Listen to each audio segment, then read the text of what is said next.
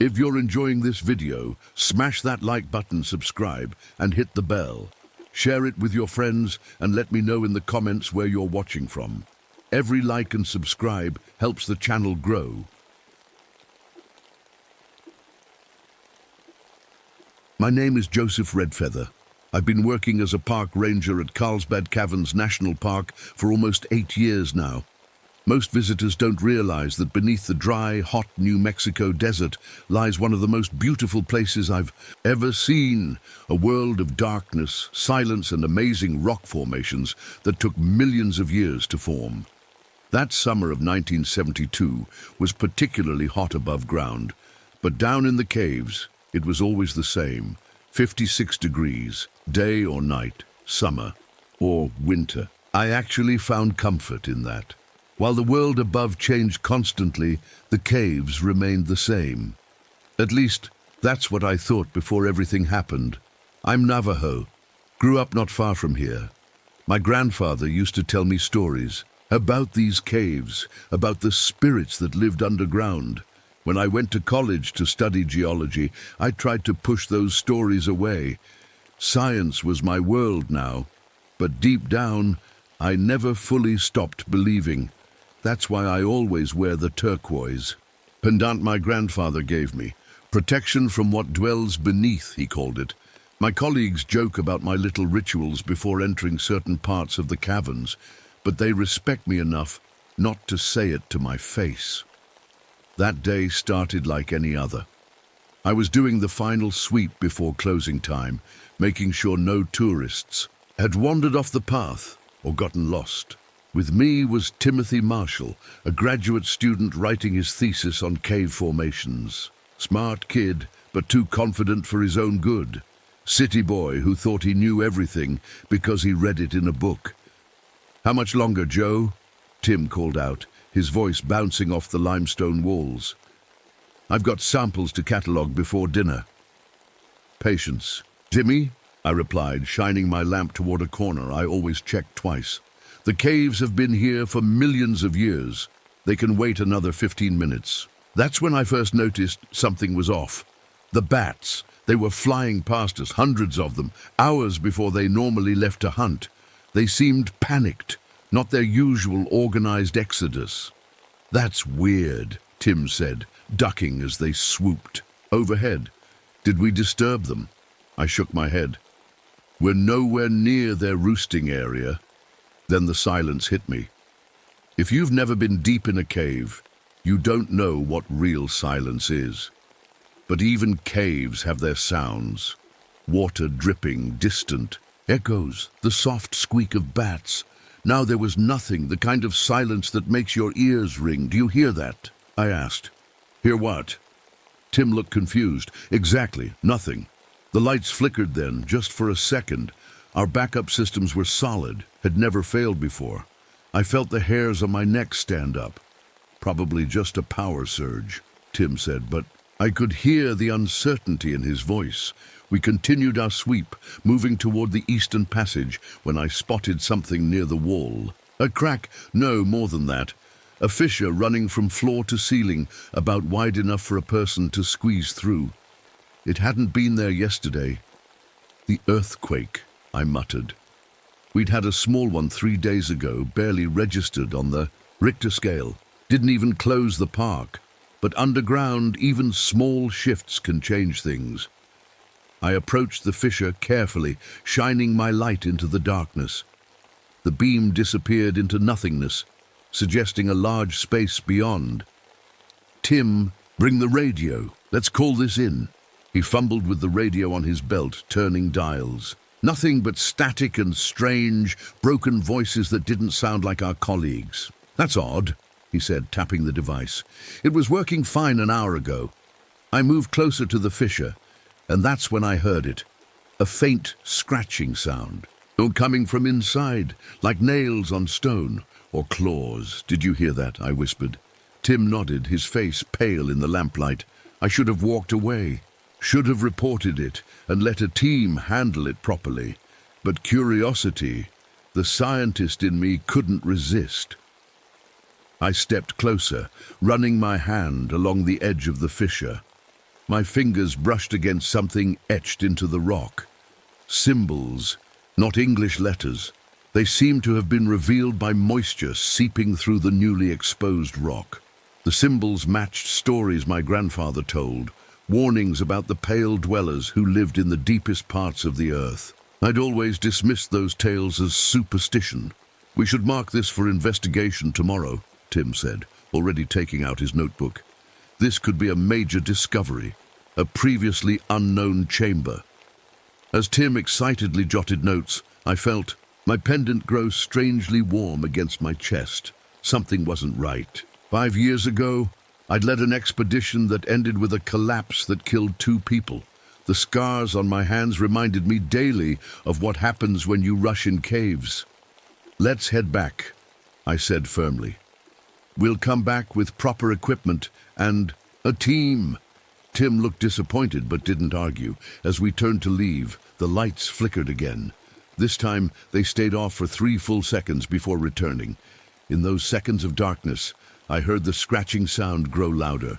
And something else, a soft, rhythmic clicking, like teeth chattering, or a language I couldn't understand. When the lights came back on, I noticed something on the ground that made my blood run cold. Footprints in the dust, not human tracks. They were too narrow, too long, and where there should have been 5 toes, these had 7 distinct marks. "Tim," I said quietly, "don't move." He followed my gaze to the footprints. His scientific mind immediately tried to rationalize. "Must be some kind of animal, maybe a new species of cave dwelling." His voice trailed off as we both realized the tracks led from the fissure and disappeared down the corridor we had just come through. Whatever made them had already passed us. "We're leaving. Now!" I grabbed his arm and we began walking quickly toward the main chamber. That's when my radio suddenly crackled to life. Through the static, I heard a voice, not one of our rangers, just 3 words in a whisper that sounded like stones grinding together. "Too late, tortoise." No one at the park called me that except the other rangers. Whatever was down here with us knew my nickname. As we rounded the corner toward the main chamber, we found our equipment, carefully taken apart, every piece laid out in precise, geometric patterns on the cavern floor, and I knew then that we weren't alone in Carlsbad Caverns anymore. Something had been waiting behind that rock wall. Something that my grandfather had warned me about my entire life. The Pale Dwellers had finally found a way through.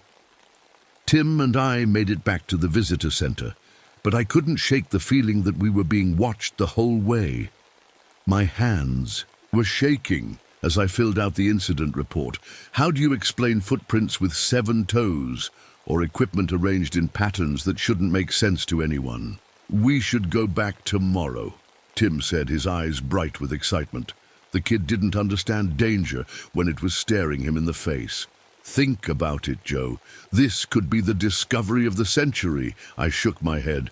"I'm calling in specialists. Whatever's down there, it's not something 2 people should handle alone." But deep down, I knew specialists wouldn't help. What we found wasn't something science could easily explain. My grandfather's stories kept playing in my head. Tales of the Pale Dwellers who lived in the world beneath ours, creatures who were once human but changed after centuries underground. That night, I couldn't sleep. I kept seeing those strange footprints and hearing that voice on the radio. Too late, tortoise, and only park staff knew that nickname. When morning came, I arrived early. My boss, Mike Sullivan, was already there looking worried. "Joe, did you leave equipment in Section E last night?" he asked. "No, we packed everything up." "Why?" "Because there's new stuff down there now. Specimen bags, collection tools, even a camera. All set up neat as can be. But get this, they're all from the 1950s. Old models we haven't used in decades." My stomach dropped. "Was there anything in the bags?" Mike looked uncomfortable. "Yeah, teeth, human teeth. About 30 of them arranged by size. Tim arrived while we were talking, and when he heard about the teeth, he actually got more excited. This has to be a prank, right? Someone's messing with us." But no one was laughing. We gathered proper gear, extra lights, better radios, even a small handgun that Mike insisted I take. Against my better judgment, we headed back to the fissure. This time with 4 of us, Mike and Sarah Chen, our best. Cave rescue specialist joined Tim and me. As we approached the spot, I noticed something strange. Our compasses started spinning wildly, pointing in random directions. And every electronic device, flashlights, radios, the digital thermometer, drained completely within minutes, despite having fresh batteries. "This isn't normal," Sarah said, tapping her dead flashlight. "I've never seen anything like this." We switched to old-style lanterns and continued forward. The fissure was wider now, almost as if something had been clawing at the edges to make more room. "Look at this," Tim called out, kneeling by the entrance. He was pointing at a thick, oily substance coating the rocks. It felt slippery between my fingers, almost like petroleum jelly, but with a strange metallic smell. "We should take a sample," he said, reaching for a specimen bag. I stopped him. "Don't touch it more than necessary." Inside the fissure, the temperature dropped at least 20 degrees. Our breath came out in visible puffs. It shouldn't be this cold in any part of Carlsbad. The caves maintain a steady temperature year-round. As we moved deeper, I noticed strange markings on the walls, not the natural flow of limestone, but deliberate scratches forming patterns. Some looked recent, others were covered with years of mineral deposits, suggesting they were very old. "These look like cave paintings," Sarah whispered, shining her light on a section of wall. What I saw made my blood freeze. The images showed tall, thin figures leading humans underground. The humans in the images seemed to be changing as they went deeper, their eyes disappearing, their limbs growing longer. The paintings weren't new. They looked thousands of years old. "My grandfather used to tell stories," I said quietly, "about people who went too deep into the earth and never came back out, not because they got lost, but because they became something else." Mike gave me a strange look. "Let's just document this and get out." We continued through a narrow passage that opened into a large chamber we'd never mapped before. The ceiling soared at least 40 feet above us, covered in stalactites like stone teeth hanging down. That's when Sarah's light caught something disturbing. Fresh scratch marks on the ceiling, 16 feet up. Not from falling rocks or natural processes. These were deliberate, like something with claws had been crawling upside down across the surface. "How could anything reach that high?" Tim whispered. "Maybe it didn't have to reach," I said, remembering my grandfather's descriptions of the Pale Dwellers. "Maybe it was up there to begin with." We all instinctively looked up, our lights scanning. The ceiling. Nothing was there now, but the feeling of being watched grew stronger. As we explored further, we discovered small piles of objects arranged in careful patterns throughout the chamber. A watch, coins, earrings, even old mining tools. Things that tourists or previous explorers must have dropped over the decades. But why collect them, and why arrange them this way? We were about to head back when we heard it, that same clicking sound I'd heard before, but louder now, coming from multiple directions at once. Like a conversation in a language made of bone against stone. "What is that?" Mike asked, turning slowly, trying to locate the source. The clicks seemed to be coming from tiny holes in the walls all around us. Too small for a person to fit through, but perfect for something that could change its shape. "We need to leave," I said firmly. "Now." As we turned to go, Tim suddenly froze, his head tilted as if listening to something. "Tim?" I touched his shoulder. He blinked rapidly. "Sorry, I thought I heard." "Never mind, let's go." That night, something strange happened. We were all staying in the park staff housing, planning our next move. Around 3 a.m., I woke to someone knocking at my door. It was Sarah, looking frightened. "It's Tim. Something's wrong." We found him walking down the hallway toward the cave entrance, still in his pajamas. His eyes were open but vacant, like he was sleepwalking. When we tried to stop him, he fought us with surprising strength. "I have to go back," he kept saying. They're calling me. It took both Mike and me to restrain him and get him back to bed. In the morning, Tim remembered nothing of his midnight walk, but there was something else I noticed as we wrestled him back to his room. A small cut on his arm that he'd gotten in the cave was now surrounded by pale, almost translucent skin. The veins around it looked blue and prominent, like they were too close to the surface, and his eyes, they seemed different somehow, less bright, as if something was slowly dimming the light behind them. "I feel fine," Tim insisted when I asked about it. "Better than fine, actually. I can hear everything now, even the water dripping through rock 2 floors below us. That's when I knew we were already too late. The Pale Dwellers hadn't just found a way through, they had found a way into us. The next morning, we had a meeting to decide what to do. Mike wanted to seal off the new section completely. Sarah thought we should bring in more experts. Tim, despite his strange behavior the night before, argued passionately that we needed to study whatever was down there. "We can't just ignore this discovery," he insisted. His voice sounded different today, raspier, with an odd clicking quality. When he pronounced certain words, I noticed other changes in him too. He winced at the bright lights in the conference room. His skin looked paler, and he kept tilting his head like he was listening to sounds none of us could hear. "Tim, maybe you should see a doctor," I suggested gently. "I'm fine," he snapped. "Better than fine. My senses, they're sharper now. I can hear water moving through pipes in the walls. I can smell what each of you had for breakfast." We all exchanged worried glances. This wasn't normal. While the others argued, I slipped away to call my cousin on the reservation. He connected me with an elder who knew my grandfather's stories better than anyone. I explained what we'd found, careful not to sound crazy. The elder was quiet for a long time. Then he said, "Your grandfather warned about this.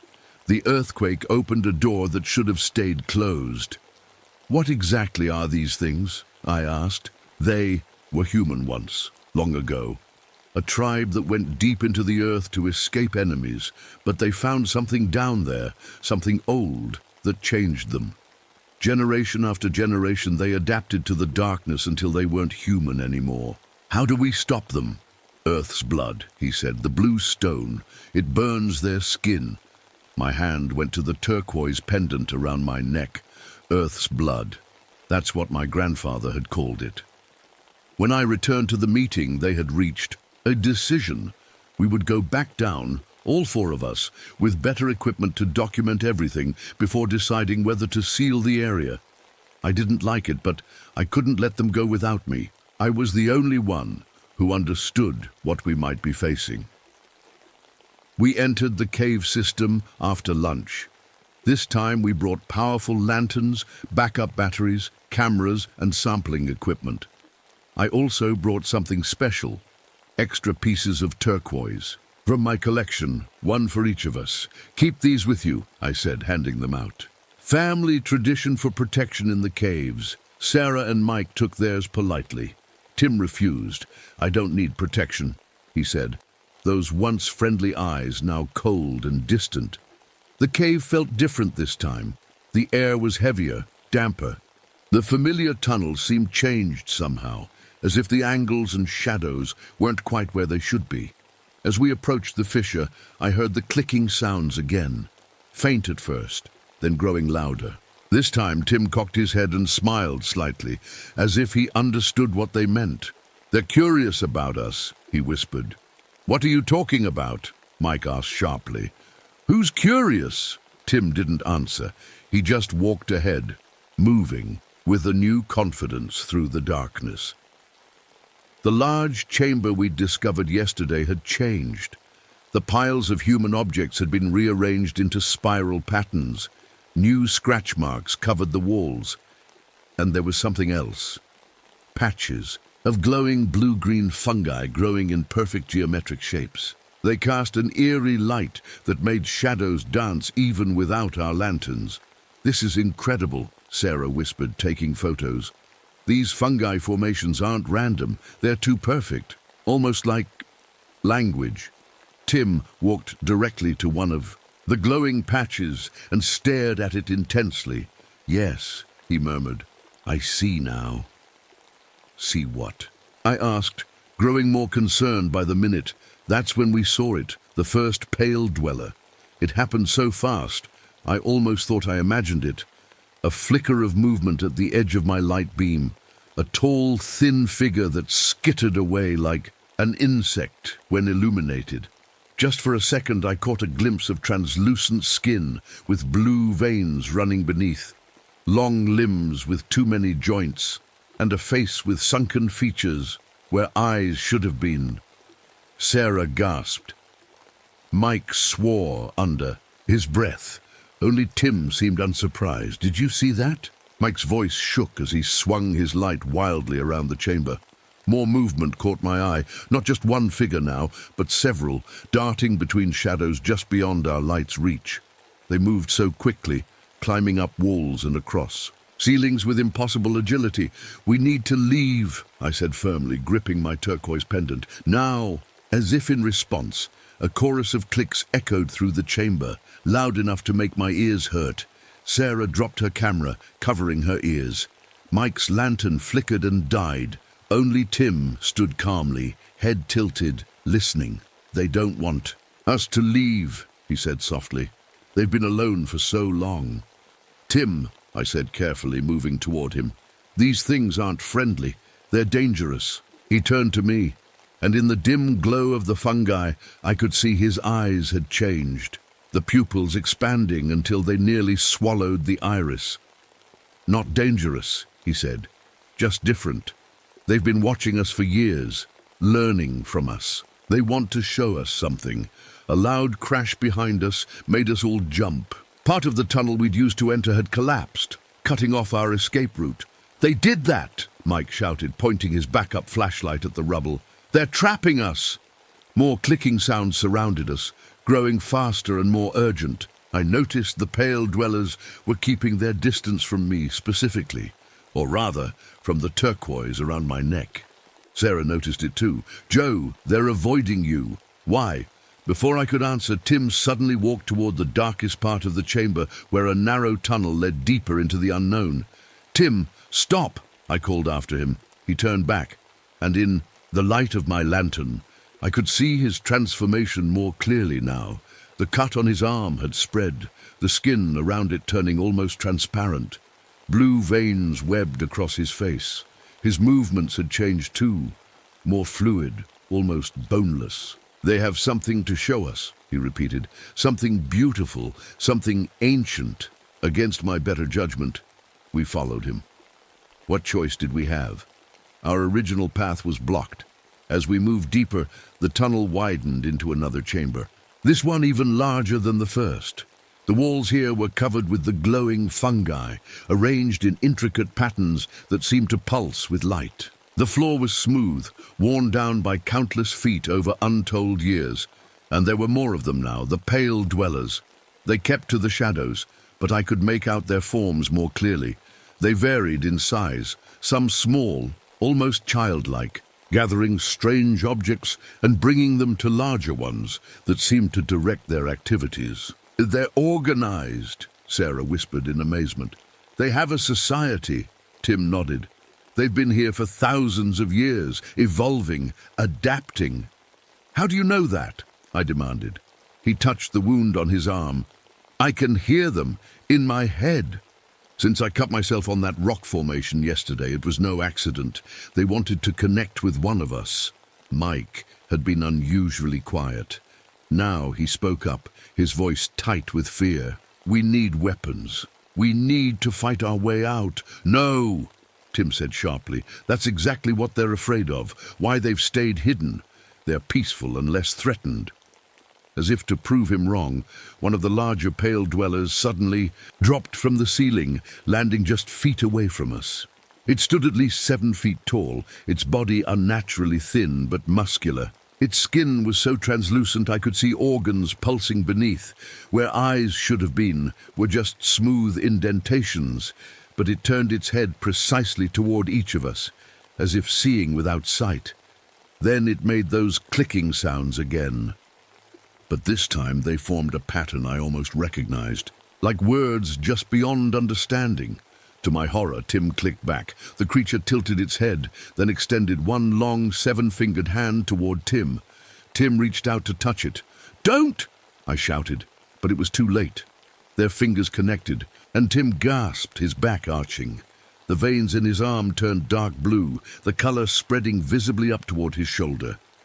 When he turned back to us, his eyes had clouded over completely, milky white, with no pupils at all. "Now I understand," he said, his voice no longer sounding entirely human. "They want to help us evolve, to join them. The surface world is dying, but down here is safety." "Tim, these things are changing you," I said desperately. "This isn't evolution, it's infection," he smiled, showing teeth that seemed sharper than before. "You're wrong, Joe. They've shown me what's in the deepest chamber, what's been waiting all this time." "Waiting for what?" Sarah asked, her voice trembling. Tim's cloudy eyes seemed to look right through us. "For the door to open, for the world above to weaken." He gestured around us. "These are just the scouts, the first wave. The true Pale Dwellers have been sleeping, thousands of them, and now they're waking up." As if on cue, a low rumble shook the chamber, dislodging dust from the ceiling. It wasn't an earthquake. It felt like something massive moving beneath us. The tall, pale dweller made more clicking sounds, and suddenly all the smaller ones began to retreat, skittering up the walls and disappearing into tiny cracks too small for a human to follow. "They're leaving," Mike said hopefully. Tim shook his head, that inhuman smile still fixed on his face. "No, they're making room." The rumbling grew louder, and I knew then that we'd stumbled upon something far worse than I'd imagined. The creatures my grandfather warned about weren't just myths, they weren't just hiding, they were waiting for us to find them. The ground shook beneath our feet. Small rocks fell from the ceiling as dust filled the air. Whatever was coming, it was big. "We need to move," I said, grabbing Sarah's arm. "Now!" Mike didn't need convincing. He was already backing toward the tunnel we'd come through, but Tim stood his ground, that strange smile still on his face. "Tim, come on!" I shouted. He shook his head. "You don't understand the gift they're offering us, Joe." I didn't have time to argue. The rumbling was getting louder, and more of those tall, pale dwellers were emerging from cracks in the walls. "We have to leave him," Mike said, his voice breaking. "He's made his choice. It was the hardest thing I've ever done, but Mike was right." We turned and ran back through the tunnel, the sounds of clicking and rumbling following us. When we reached the chamber with the collapsed tunnel, we discovered our problem. Our original way out was completely blocked. "There must be another way," Sarah said, trying to stay calm. "Caves this size always have multiple passages." She was right. I shined my light around the chamber until I spotted a narrow opening on the far side. There! As we crossed the chamber, I noticed something strange. The piles of human objects, watches, coins, jewelry, were vibrating, sliding across the floor toward the center of the room, as if pulled by some invisible force. We squeezed through the narrow opening, finding ourselves in a sloping passage that seemed to lead upward. Hope flared in my chest. Up meant toward the surface, but after 20 minutes of climbing, the passage leveled out and then began to descend again, steeply. We were being forced deeper into the earth, not out of it. "My compass is useless," Mike said, tapping the wildly spinning needle. "I can't tell which direction we're heading." The passage opened into yet another chamber, this one different from the others.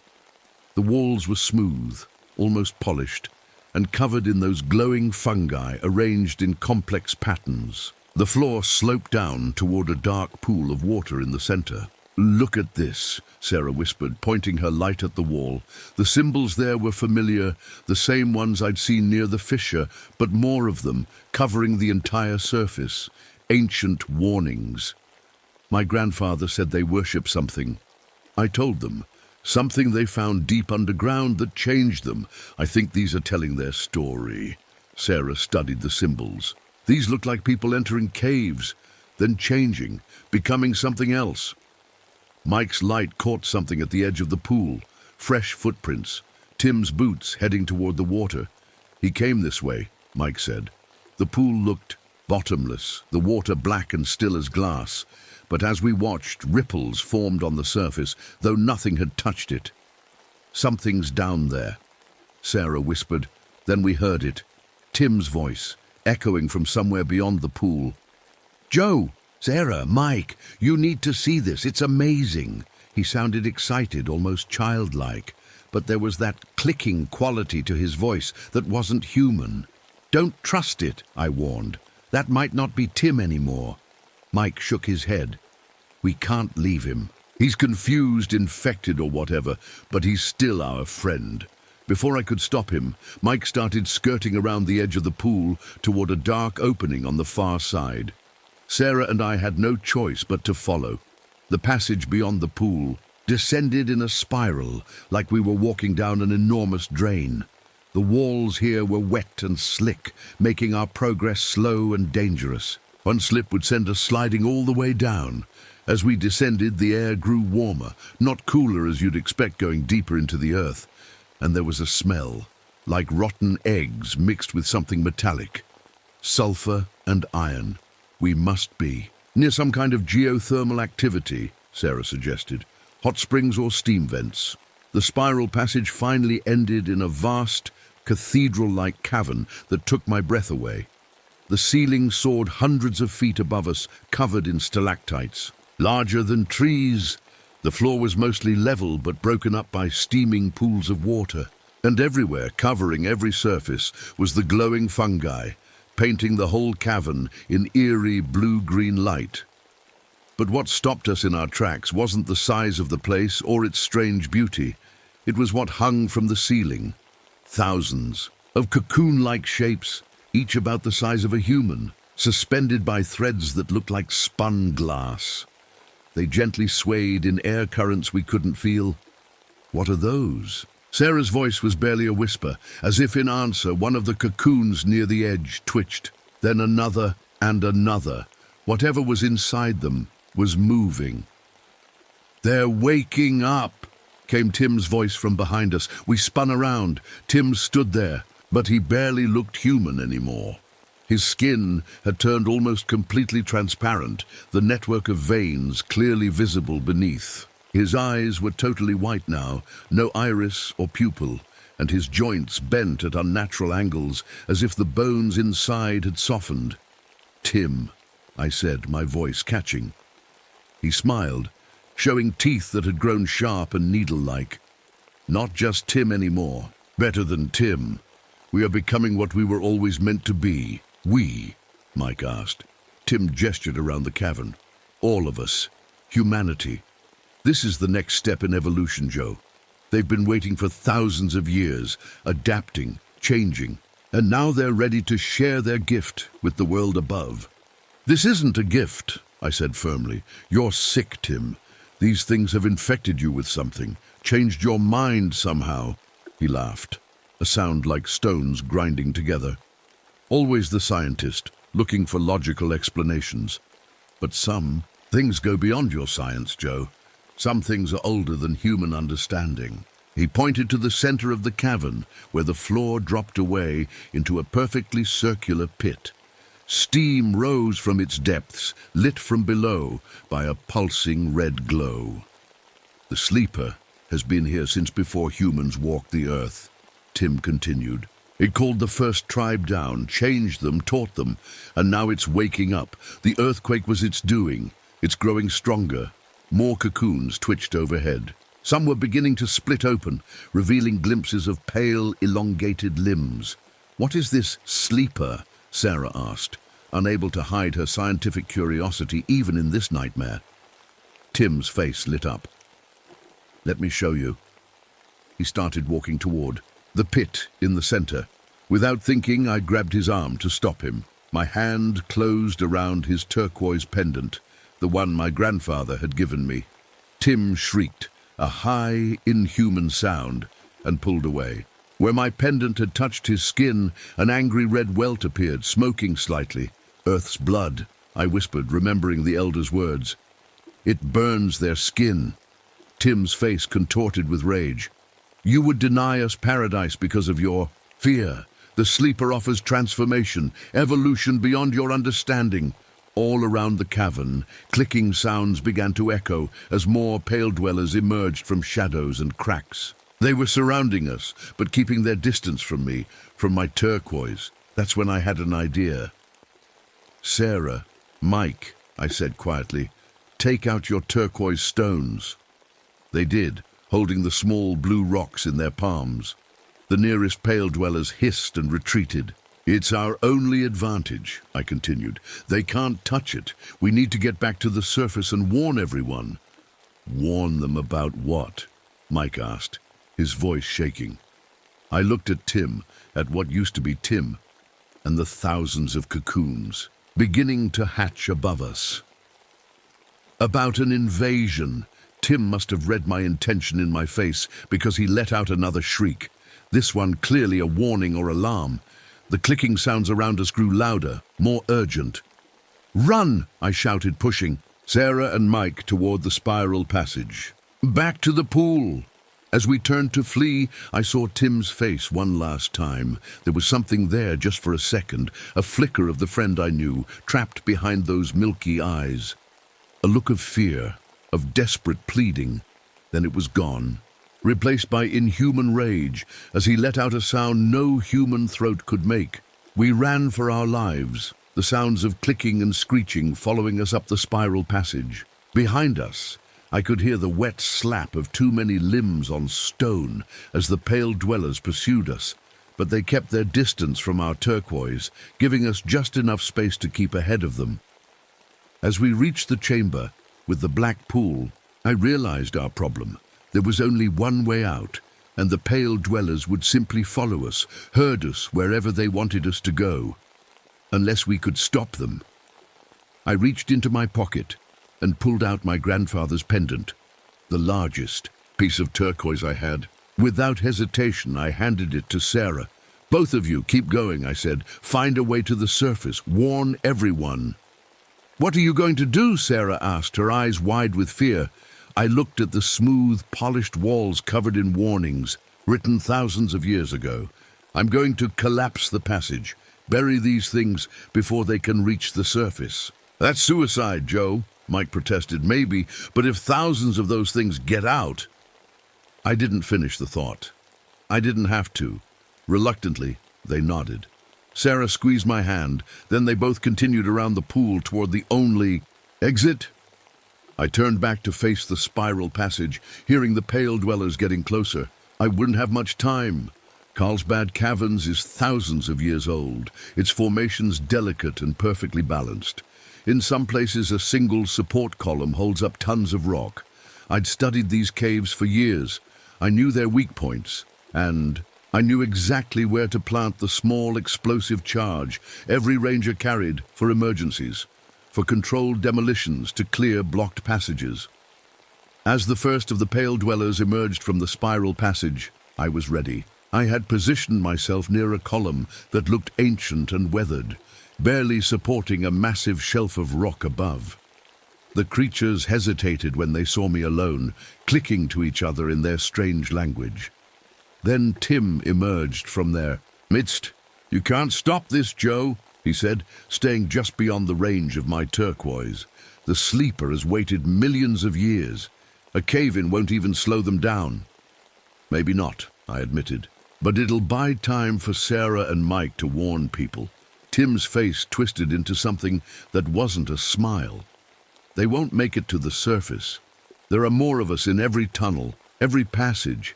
The pale dwellers have mapped these caves for centuries." My heart sank. Had I sent my friends into a trap? But I couldn't dwell on that now. The pale dwellers were spreading out, surrounding me, looking for a way past my turquoise protection. It was time. I set the charge at the base of the column, my hand surprisingly steady despite everything. I armed it, set the timer for 30 seconds. Just enough time to get clear. As I backed away, Tim's milky eyes widened. He understood what I was doing. "No!" he shrieked. the sound echoing off the chamber walls. The Pale Dwellers surged forward, their fear of the turquoise overcome by a greater fear. But they were too late. The timer hit 0. The explosion wasn't huge. It didn't need to be, just enough to shatter the ancient column. For a moment, nothing happened. Then came a deep, groaning sound from above as thousands of tons of rock shifted, and then the ceiling began to fall. The world became chaos. Rocks crashed down all around me as dust filled the air. The screams of the Pale Dwellers mixed with the thunder of falling stone. I dove behind a large boulder, covering my head with my arms as pebbles and dust rained down on me. I don't know how long it lasted. Maybe seconds, maybe minutes. When it finally stopped, I couldn't see anything through the thick dust. I couldn't breathe either. My lungs burned as I pulled my shirt over my nose and mouth. The explosion had worked even better than I'd hoped. The entire ceiling had come down, completely blocking the spiral passage. None of the Pale Dwellers could follow, but I was trapped on this side too. As the dust began to settle, I saw movement. My heart sank. Some of the creatures had survived, sheltered by the same rock formations that had protected me. And one of them was Tim. He lay half-buried under smaller rocks, one arm pinned. Even through the settling dust, I could see he was hurt badly. Blue liquid, not red blood, seeped from cuts on his face and arms. Our eyes met across the chamber. For a moment, I saw confusion in those milky white eyes. Recognition. The Tim I knew was still in there somewhere, fighting to get out. Joe? His voice sounded almost normal, afraid, human. I hesitated. Was this a trick? The creatures were intelligent, cunning. This could be a trap to get me to come closer. Joe, please, Tim called again, his voice breaking. It hurts, help me. Against my better judgment, I moved toward him, gripping my turquoise tightly.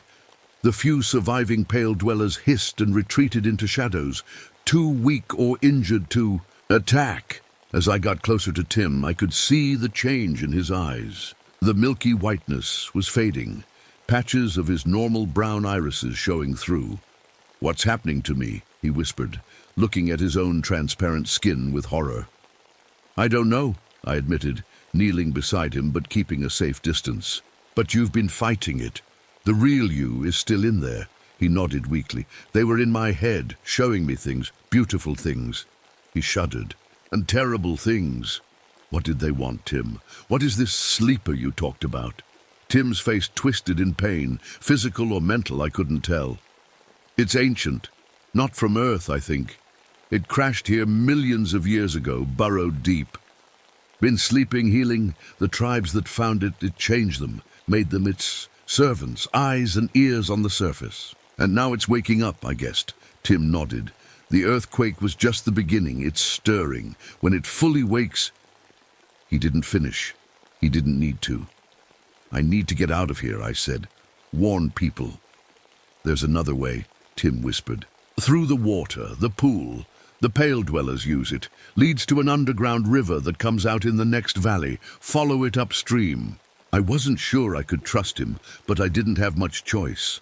All other exits were blocked by the cave-in. What about you? I asked. Tim smiled sadly. Too late for me. I can feel it still in my head, trying to take control again. And I'm changing. My bones, my blood. He looked at me with desperate eyes. Your pendant, the turquoise, it hurts them. It might free me. I understood what he was asking. The turquoise burned the Pale Dweller's skin. It might kill what was taking over Tim's body, but it might kill Tim too. I can't, I said, my voice breaking. Please, Joe. Tears of blue liquid ran down his face. Don't let me become one of them. Don't let me help them reach the surface. It was the hardest thing I've ever done. I took my turquoise pendant and pressed it into his palm, closing his fingers around it. Tim's body arched in pain, smoke rising from where the stone touched his skin, but he didn't let go. His eyes locked with mine, and I saw gratitude there. Run, he whispered through clenched teeth. They're coming, all of them, thousands. The sleeper won't stay buried forever. I squeezed his shoulder one last time, then turned and ran toward the black pool. Behind me, I heard Tim cry out. Not in pain this time, but like a battle cry. Through tears, I glanced back and saw him standing, the turquoise glowing in his hand, facing down the remaining Pale Dwellers who were emerging from hiding. He was buying me time. I reached the pool and didn't hesitate. I dove in, the icy water shocking my system. It was like swimming in ink. I couldn't see anything. Just had to trust Tim's directions and swim down, looking for the underwater passage. My lungs were burning when my hand finally found an opening in the rock wall. I pulled myself through, fighting panic as the passage narrowed. Just when I thought I couldn't hold my breath any longer, I surfaced in a small air pocket. I gasped, filling my lungs. The space was tiny, just enough room for my head. But I could feel a current pulling me forward, an underground river just like Tim said. I took another deep breath and dove again, letting the current carry me. It was terrifying, being pulled along in complete darkness, not knowing if I'd find another air pocket before my lungs gave out. Twice more, I found small spaces to breathe. The third time I surfaced, I saw light. Faint daylight filtering down through crystal clear water. With the last of my strength, I swam upward and broke the surface of a small pond I'd never seen before. Somewhere outside the park boundaries, in the next valley, just as Tim had said, I dragged myself onto the shore, coughing and gasping. For a long time, I just lay there, too exhausted to move. When I finally sat up, I looked back at the innocent-looking pond. Nothing about it suggested the horrors that lay beneath. No one would ever guess. I wondered about Mike and Sarah. Had they made it out? Or had they run into more Pale Dwellers in the tunnels? I had to believe they were alive, had to hope they'd found their way to the surface. It took me hours to hike back to the park. By the time I reached the ranger station, it was dark. Everyone was frantic, searching for us. We'd been missing for over 24 hours. I told them about the cave-in, about getting separated from Mike and Sarah. I described how I'd found an underwater passage out, but I didn't tell them the rest. Who would believe me? Search parties found Mike and Sarah the next morning. They'd gotten lost in the tunnels, but managed to hide from something they couldn't clearly describe. They were dehydrated and exhausted, but alive. Later, when I visited them in the hospital, I could tell by their eyes that they weren't sharing everything either. They'd seen things too impossible to explain. 3 days later, I submitted my official report. Cave-in caused by structural instability after the earthquake. Tragic loss of Timothy Marshall. Recommendation to permanently seal the eastern section of the caves. To my relief, the Park Service agreed. They brought in experts who filled the fissure and surrounding tunnels with concrete. For public safety, the official statement said. I quit my job a week later. Couldn't bear to go back underground. Moved to Arizona, took a teaching position at a small college, tried to forget. For 3 months, I almost convinced myself it had all been some kind of shared hallucination. Stress and cave gases playing. Tricks on our minds. Then the reports started coming in.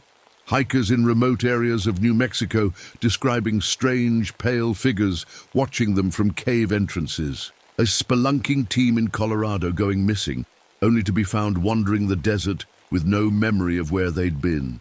Their skin unusually pale, sensitive to sunlight. A small town in Utah where people began hearing clicking sounds in the walls of their homes, where children started sleepwalking toward the mountains. I keep my grandfather's teachings close now. I wear turquoise always.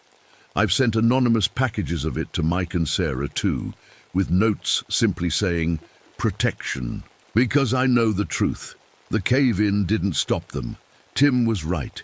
The sleeper won't stay buried forever. The Pale Dwellers have other ways to reach the surface. Maybe they've been doing it for centuries, taking just a few people at a time, staying hidden, preparing. Sometimes at night I think I hear clicking sounds in my walls. I tell myself it's just the house settling, But I know better. They found me once. They can find me again. And sometimes I dream of Tim. Not the Tim who was changing into one of them, but my friend, standing at the entrance to a cave, trying to warn me. In the dreams, he always says the same thing. They're coming, Joe. And this time, they're not hiding.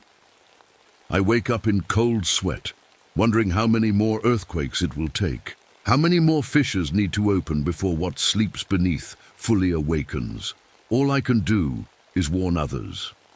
Be ready, because we've always looked to the stars for alien life, never thinking that the real threat was beneath our feet all along. In the hollow earth, where the pale dwellers wait.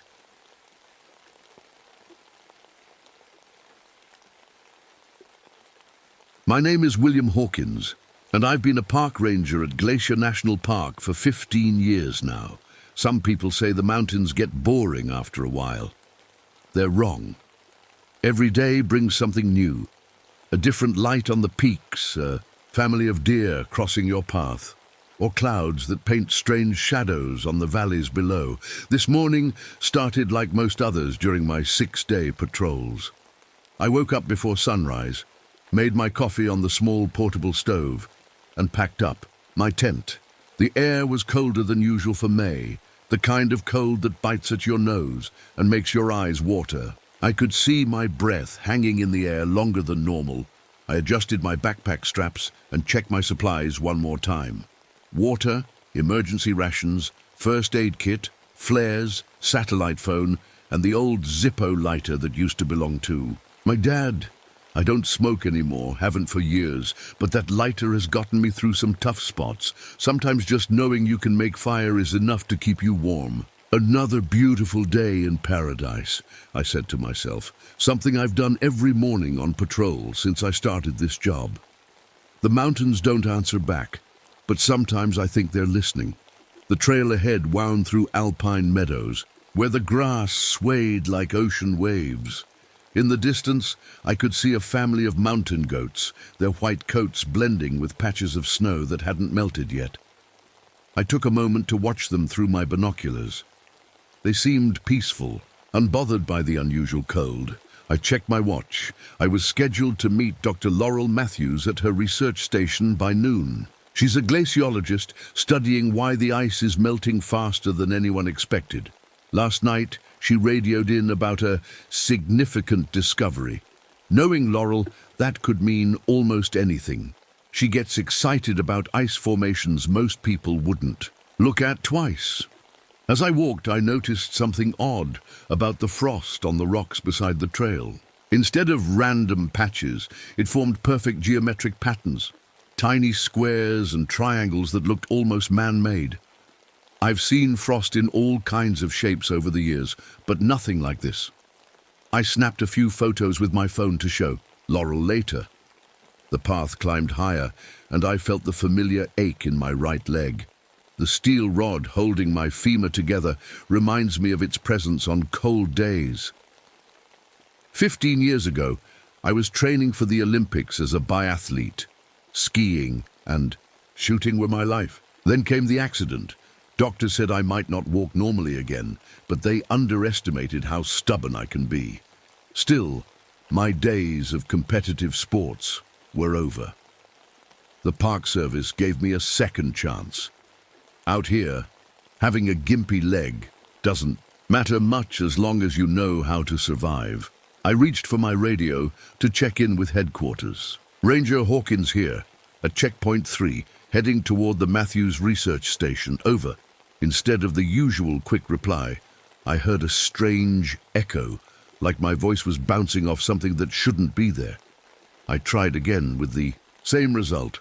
Finally, through static, I heard, "Copy that, Hawkins. Weather system moving in faster than predicted. Consider postponing your visit to the station. Over."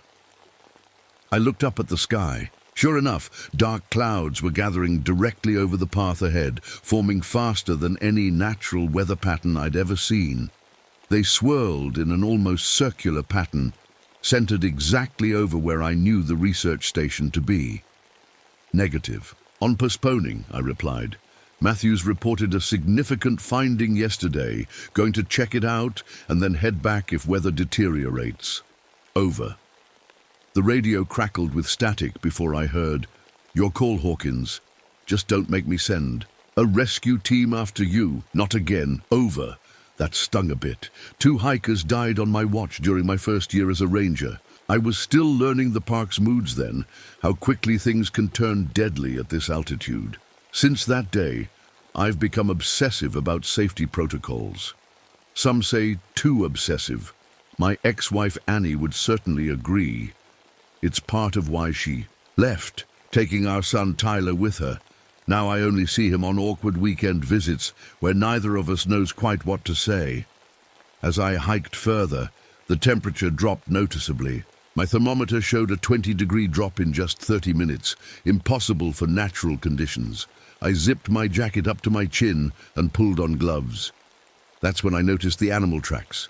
Deer prints in the soft earth suddenly stopped, mid-stride, as if the animal had simply vanished into thin air. I knelt down to examine them more closely. There was no sign of a struggle, no other prints nearby from a predator. They just ended. A quarter-mile later, I came across a small glacial lake that should have been partially thawed by this time of year. Instead, it was frozen solid.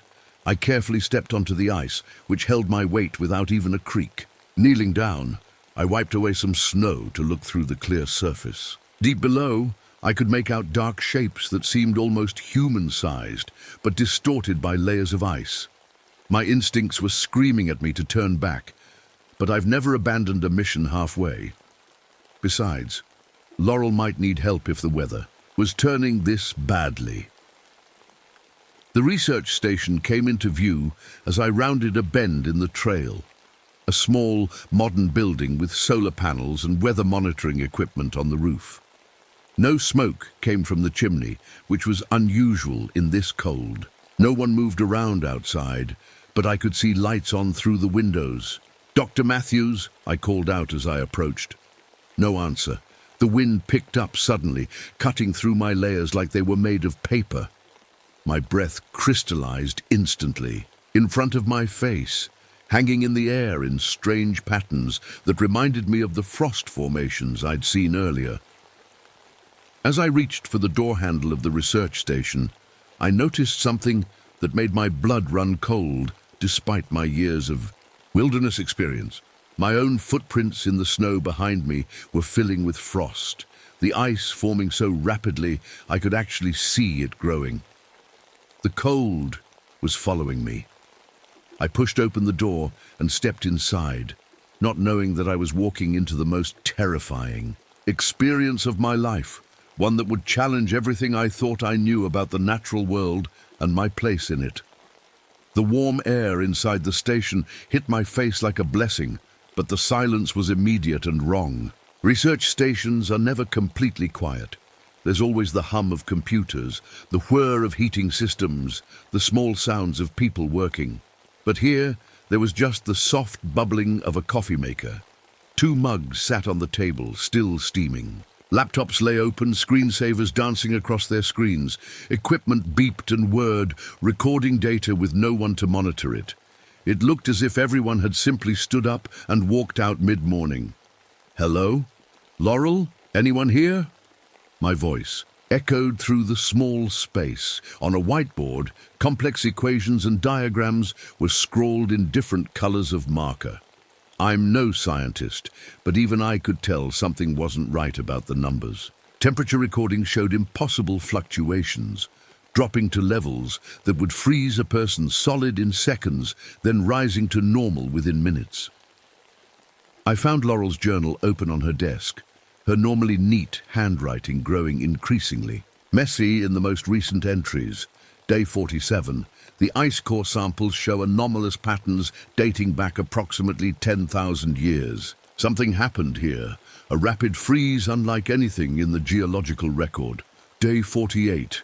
The receding glacier has revealed a chamber. Initial radar scans suggest it's not natural. I've requested permission to explore further. Day 50. There's something in there. I can see it when the light hits the ice wall just right. It moves. The others think I'm imagining things. The final entry sent a chill down my spine that had nothing to do with the temperature. Day 51. It's watching us through the ice. It's hungry. God help us, it's getting out. Outside the windows, the unnatural fog I'd noticed earlier had thickened, completely surrounding the research station. It moved against the wind, maintaining a perfect half-mile perimeter like a wall. Tried the radio again. Base, this is Hawkins. I've reached the Matthews station. No personnel present but signs of recent occupation. Requesting immediate backup and possible search and rescue operation. Over. Instead of headquarters, I heard fragments of conversations I'd had days ago, played backward, mixed with a sound like ice cracking that formed patterns disturbingly similar to human speech. Something was very wrong here, and deep in my gut, I knew I wasn't alone. I moved carefully through the empty research station, trying to make sense of what I was seeing. Everything looked normal, except for the fact that no people were here. Breakfast dishes sat in the sink. A jacket hung on the back of a chair. A space heater hummed in the corner. Laurel, I called again, listening for any sound of human movement. Nothing. I checked the small bedrooms one by one. Beds were made in some, messy in others. Personal items, books, phones, photos of families, all left behind. No signs of struggle or panic. It was as if everyone had just stepped outside for a minute and would be right back. But they wouldn't. Be back. Somehow I knew that. I returned to the main research room and looked more closely at the equipment. Digital thermometers showed temperatures dropping and rising by 50 degrees in seconds. A radiation counter clicked steadily, its needle jumping erratically, even though there shouldn't be any unusual radiation here. A seismograph recorded tiny earthquakes that I couldn't feel, tremors with no clear source or pattern. None of it made any sense. On a desk near the window, I found a camera. I turned it on and scrolled through the most recent photos. They showed the glacier that loomed about a quarter-mile from the station, a massive wall of ancient ice slowly retreating due to climate change. But something about the pictures wasn't right. In each one, there seemed to be a dark shape within the ice, visible only when sunlight hit at certain angles. And with each photo, the shape appeared closer to the surface.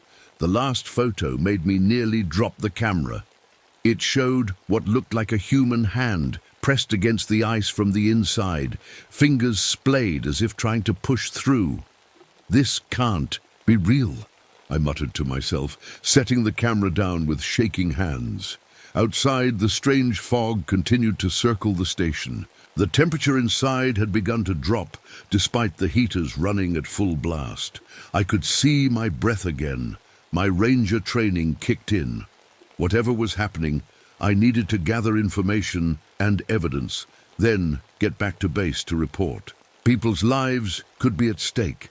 I found an empty notebook and began documenting everything I saw, writing down times, temperatures, and observations. It helped calm my racing heart. Problems can be solved when you break them down, analyze them, find their patterns. That's what I've always believed. In the lab area, test tubes and petri dishes were arranged neatly on shelves.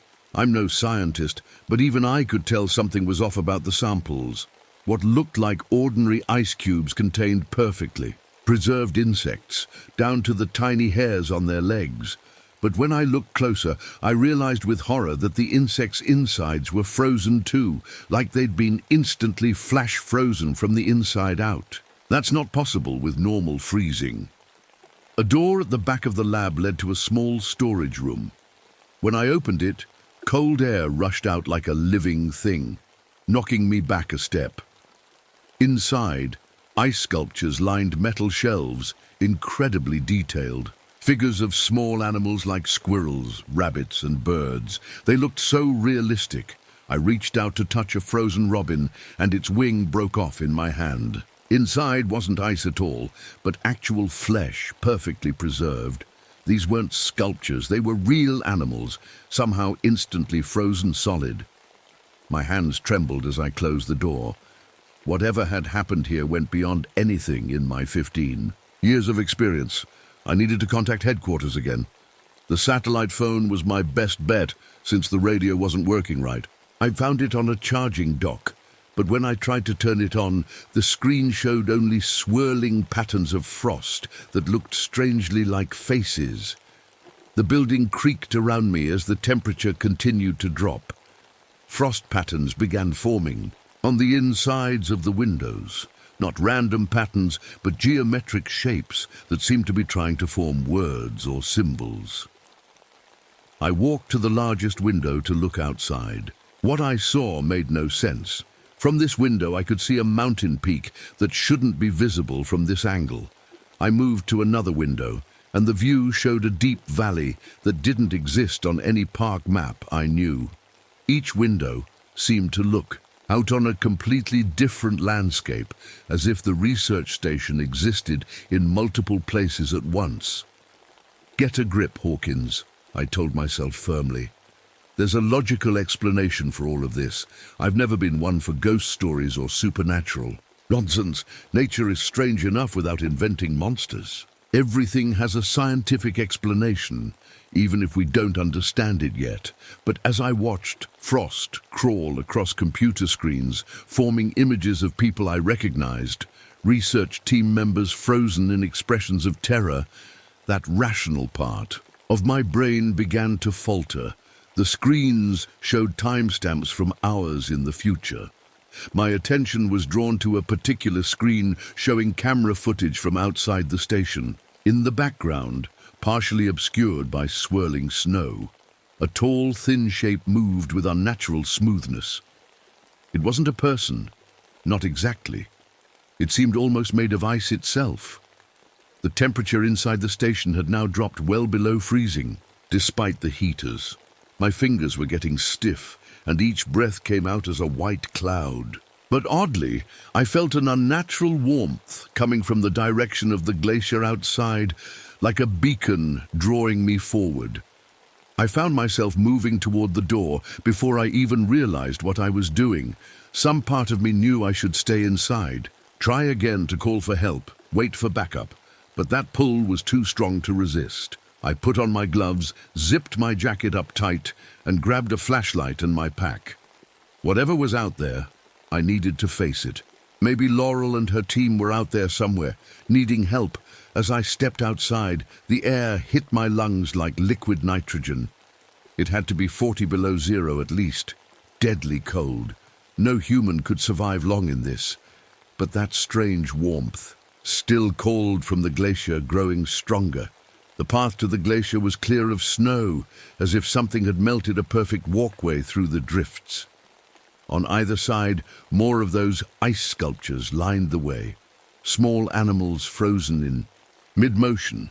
Their eyes seemed to follow me as I passed. Something caught my eye, a notebook half buried in snow. I picked it up and recognized Laurel's handwriting again. The last entry read, "It's coming out tonight. We're going to the glacier to witness it. Reeves thinks we should run, but it's too important.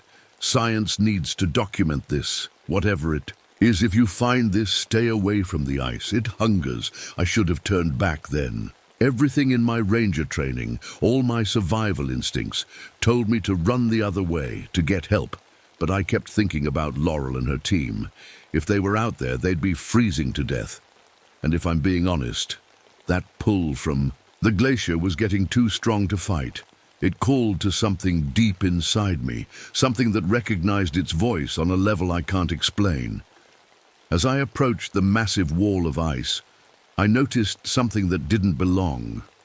A perfect archway, melted into the glacier face, like an entrance to a cave. No natural process could form something so precise. Standing before that dark opening, I felt two competing emotions, overwhelming fear telling me to run, and an almost hypnotic attraction pulling me forward.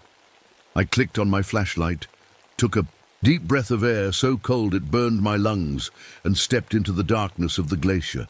The ice tunnel was smoother than any cave had a right to be, as if polished by careful hands. My flashlight beam reflected off walls of perfect blue-white, creating dancing patterns of light. The temperature here wasn't as deadly cold as outside, but something else was wrong: the silence. Glaciers are never completely quiet. They're always shifting, cracking, moving. But here, no sound existed except my breathing and footsteps. The tunnel sloped gently downward, leading deeper into the heart of the glacier. After about 50 yards, it opened into a larger chamber that made me stop in my tracks. The walls were lined with perfect ice coffins, each containing a human figure. Some wore clothing from centuries past: animal skins, old-fashioned wool coats, vintage park ranger uniforms. Others were modern, including people in researcher jumpsuits with the same logo as Laurel's team, and they all looked perfectly preserved, their faces contorted in expressions of pure terror. Many had their hands up as if trying to fight off something. Their eyes were open, somehow not clouded by ice crystals as they should be. Worst of all was the sense that they weren't completely dead, that somehow, on some level, they remained aware behind those frozen eyes. In the center of this horrific gallery stood Laurel Matthews, not in ice, but standing perfectly still, her back to me. Relief flooded through me. "Laurel! Thank God! We need to get out of here now." I rushed toward her. She didn't respond or move. When I reached her and gently turned her by the shoulder, I nearly screamed. Half of her face and body was normal. The other half was slowly turning to ice, the transformation creeping across her features like a disease. One eye looked at me with desperate recognition. The other was a perfect blue-white crystal. "Run," she whispered through lips that barely moved. "It's coming." And then I felt it, something ancient and cold and hungry entering the chamber behind me. I didn't want to turn around. Every instinct in my body screamed at me to run, but there was nowhere to go, just more ice tunnels leading deeper into the glacier, and I couldn't leave Laurel. "What is it?" I whispered, my voice shaking. "What's happening to you?" Her partly. Frozen lips barely moved. Ancient hunger, awakened by the melt. Each word seemed to cost her tremendous effort. We thought studying, but it was studying us. Slowly, I turned to face whatever had entered the chamber. At first, I saw nothing but blue shadows on ice. Then it moved, and I understood why. The creature blended perfectly with the glacier itself. It stood roughly 7 feet tall, humanoid, in shape, but wrong in every detail. Its body seemed made of living ice, semi-transparent, so I could see darker shapes moving inside it, like organs made of ancient glacier water. Its face was the worst part. Features that were almost human, but stretched and distorted, with eyes like frozen pools that had never seen sunlight. When it tilted its head to study me, I heard ice cracking. This was the Ice Walker. I knew its name without being told, as if it had placed the knowledge directly in my mind. "Don't look directly at it," Laurel managed to say. The ice had now covered her neck and was creeping toward her other cheek. "It gets in through your eyes." I averted my gaze, looking at the creature's feet instead. They didn't quite touch the ground, but hovered an inch above it, frost patterns forming wherever it passed. The chamber grew even colder. My breath came, out as thick white clouds that hung in the air too long, forming shapes that looked almost like words before dissipating. The Ice Walker raised one long, crystalline arm, pointing at me. The ice around us groaned and shifted. From the walls, floor, and ceiling, ice began forming shapes like fingers, reaching toward me. I backed away until I hit the wall. My hand touched my pocket where I kept my father's Zippo lighter. The creature took a gliding step forward, where direct sunlight from a crack in the ceiling hit it. Its form seemed to waver and retreat, the ice becoming more liquid before it shifted away from the beam. It feared light, or heat, maybe both. With trembling fingers, I pulled out the Zippo and flicked it open. The small flame seemed pathetically weak in this frozen hell, but the reaction was immediate. The ice walker recoiled, making a sound like icicles shattering against rock. "Fire," I said, more to myself than to the creature. "You don't like fire." I held the lighter out in front of me like a shield and took a careful step toward Laurel. The ice walker retreated slightly, but continued watching me with those ancient, hungry eyes. "Can you move?" I asked Laurel, not taking my eyes off the creature. "Not much," she replied. The ice had now covered most of her left side. "It's preserving me, keeping me aware. I'm going to get you out of here," I promised, though I had no idea how. The ice walker made that strange ice cracking sound again, and suddenly the chamber was filled with swirling snow that hadn't been there before. The visibility dropped to almost nothing in seconds. I lost sight of the creature, but could sense it circling, using the blizzard as cover. I kept the lighter flame going with one hand and grabbed Laurel's still human arm with the other. "We need to move. Now," she tried to walk, but her legs were too frozen. I ended up half carrying, half dragging her toward what I hoped was the tunnel entrance. The snow was so thick I could barely see 3 feet ahead. The temperature dropped even further. The cold bit into my exposed skin like tiny knives. Even through my gloves, my fingers were going numb. The lighter flame wavered. Something cold brushed against my back. Not ice, but a sensation like having my body heat sucked away. I spun around and saw the ice walker right behind us, its frozen hand reaching for my neck. I thrust the lighter at it, and it retreated with another shattering sound. "The others," Laurel gasped, nodding toward the ice coffins lining the walls.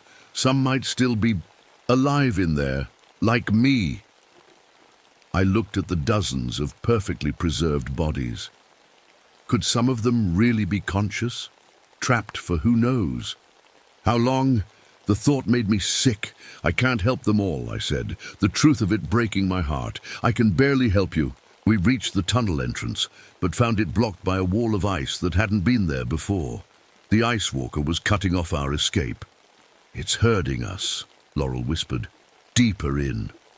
The only open path now led further into the glacier. Away from safety, away from the sun. But we had no choice. Half carrying Laurel, I moved down the new tunnel, holding the lighter out before us. As we went deeper, the ice walls changed. They became covered with symbols, not carved or painted, but formed in the ice itself, like the frost patterns I'd seen earlier, but more complex. They seemed to shift when I wasn't looking directly at them. "What are these?" I asked. "It's language," Laurel replied. The ice had now reached her chin, creeping toward her mouth. "The creature communicates through ice structures. Don't stare at them. Causes hallucinations." I kept my eyes on the path ahead, but it was hard not to glance at the mesmerizing patterns. When I did, they seemed to pulse with meaning just beyond my understanding, and I felt dizzy, like the floor was tilting beneath me. The tunnel opened into another chamber, smaller than the first, but somehow more terrible. Here, ice formations shaped like people stood in poses of everyday life, eating, working, reading. But these weren't like the coffins. These were sculptures made of pure ice, yet so detailed I could see fingerprints and eyelashes.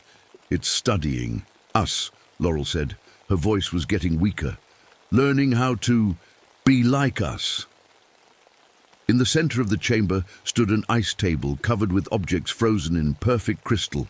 Watches, compasses, phones, cameras. Tools and technology from different eras, preserved like museum pieces. Behind the table, the wall of the glacier was clear as glass, and embedded within it I could see something dark and massive, the shadowy shape I'd glimpsed in the photos. Back at the research station, it was humanoid but ancient, preserved in the deepest layer of the glacier. As I watched, its eyes opened, not blue like the ice walkers, but black as night, the original. The source, the ice walker glided into the chamber behind us, cutting off any retreat. It raised both arms, and to my horror, the ice sculptures began to move, not smoothly, but in jerky, puppet-like motions, their limbs cracking and reforming. As they turned toward us, my lighter flame was getting smaller as the fuel ran low. I needed something more. "Laurel, do you have anything flammable? Alcohol, chemicals, anything?" Her eyes, one normal, one crystallized, widened slightly. "Lab, sample case, my pocket." With one hand still holding the wavering lighter, I reached into her coat pocket and found a small metal case. Inside were vials of clear liquid. "Ethanol," she managed to say, "for preserving samples. It would have to do." I pulled out a vial and unscrewed the cap with my teeth, then splashed some on the floor between us and the advancing ice sculptures. When I touched the lighter to it, blue flames leapt up, creating a momentary barrier. The ice walker shrieked. A sound like breaking glass amplified 1,000 times. The moving sculptures froze in place. In that moment of confusion, I noticed a narrow crevice in the wall, barely wide enough for a person to squeeze through, but leading upward toward what might be a way out. "Laurel," I said urgently, "I'm going to have to carry you. The ice has spread too far for you to move." "Leave me," she whispered. "Too heavy. Too late for me." "No one gets left behind," I insisted. "It's the Ranger Code, and I've lived by it since those first 2 hikers died under my watch. Never again." I hoisted Laurel over my shoulder in a fireman's carry. The ice covering half her body was shockingly cold against my neck, but I ignored the pain. The fire on the floor was already dying down as the ethanol burned away. The ice walker and its sculptures would be after us in seconds. With the last of the ethanol, I made a line of fire leading away from the crevice. A distraction. Then I squeezed into the narrow opening with Laurel, scraping my shoulders raw against the ice walls. The passage angled upward at about 45 degrees. Climbing would have been hard enough alone, but with Laurel's weight it was nearly impossible. My legs shook with effort. My bad knee, with its steel rod, threatened to give out entirely. Behind us, I heard the ice walker enter the crevice. The walls around us groaned as the creature manipulated the ice, widening the passage for itself. It was coming, and faster than we could climb. "Hawkins." Laurel's voice was faint now, the ice having reached her jaw. "Listen to me. The entity, it's not just a monster. It was human once." I grunted with effort as I pulled us up another few feet. "What do you mean?" "Ancient shaman, tribal healer from thousands of years ago, found in ice cores. Evidence of ritual transformation. Gave up humanity to become winter spirit during Ice Age to survive. The information didn't help us escape, but somehow knowing what we faced made it slightly less terrifying. Monsters from nowhere are scarier than ones with origins you can understand. So what does it want?" I gasped, my lungs burning from exertion and cold. "To remake the world in ice. It's been trapped for millennia. Climate change freed it. Needs to gather enough energy. Create new ice age." The words came between shallow breaths as the ice crept closer to her mouth. "Each person it freezes adds to its power." The passage suddenly opened up into a small cave with a crack in the ceiling that let in daylight. Hope surged through me until I looked more carefully. The opening was at least 20 feet up, and the walls were sheer ice. No way to climb it, especially not carrying Laurel. And we were trapped. The ice walker was coming up the passage behind us, and there was nowhere else to go. Laurel must have realized it too. "Put me down," she said firmly. I lowered her carefully against the wall. The ice had now covered most of her body, except for part of her face and one arm. She looked at me with her remaining human eye. "I have a plan," she said, "but you won't like it." Before I could respond, a cold wind filled the cave, and the ice walker emerged from the passage. It stood there, watching us with those ancient eyes. Behind it, I could see more ice sculptures climbing up. No, not sculptures. As they came into the light, I realized with horror that they were the frozen bodies of the research team, animated, like puppets by the creature's will. I recognized their faces from the photos in the station. Dr. Chen, the geologist, Roberts, the equipment specialist, Torvik, the grad student, all moving with jerky, broken motions, their eyes frozen open in eternal terror.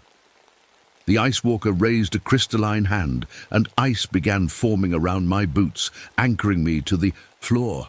That's when Laurel did something I'll never forget as long as I live. "I'm already half frozen," she said, her voice stronger than it had been since I found her. "My body temperature is dropping, but I'm still alive enough to register as heat to it." She looked at me with fierce determination. "When I say run, you run. Don't look back." "Laurel, no. It hunts by sensing body heat," she continued as if I hadn't spoken. "I'm going to confuse it. Give you a chance." The ice was up to my knees now. The Ice Walker glided closer, its frozen minions spreading out around the edges of the cave. With what must have been excruciating effort, Laurel broke her partly frozen body away from the wall. Ice cracked and fell from her in chunks. She stumbled forward, directly toward the Ice Walker. "What are you doing?" I shouted. "My body's already changing," she gasped. "Becoming like it. I can feel its thoughts, its hunger." Her voice had taken on a strange echoing quality. "I don't have long before I'm gone completely. Let me make this count." She lunged at the Ice Walker with surprising speed.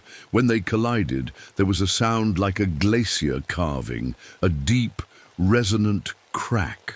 Laurel's partly frozen body began to merge with the creature's, and it reared back in what seemed like confusion. The ice around my legs shattered.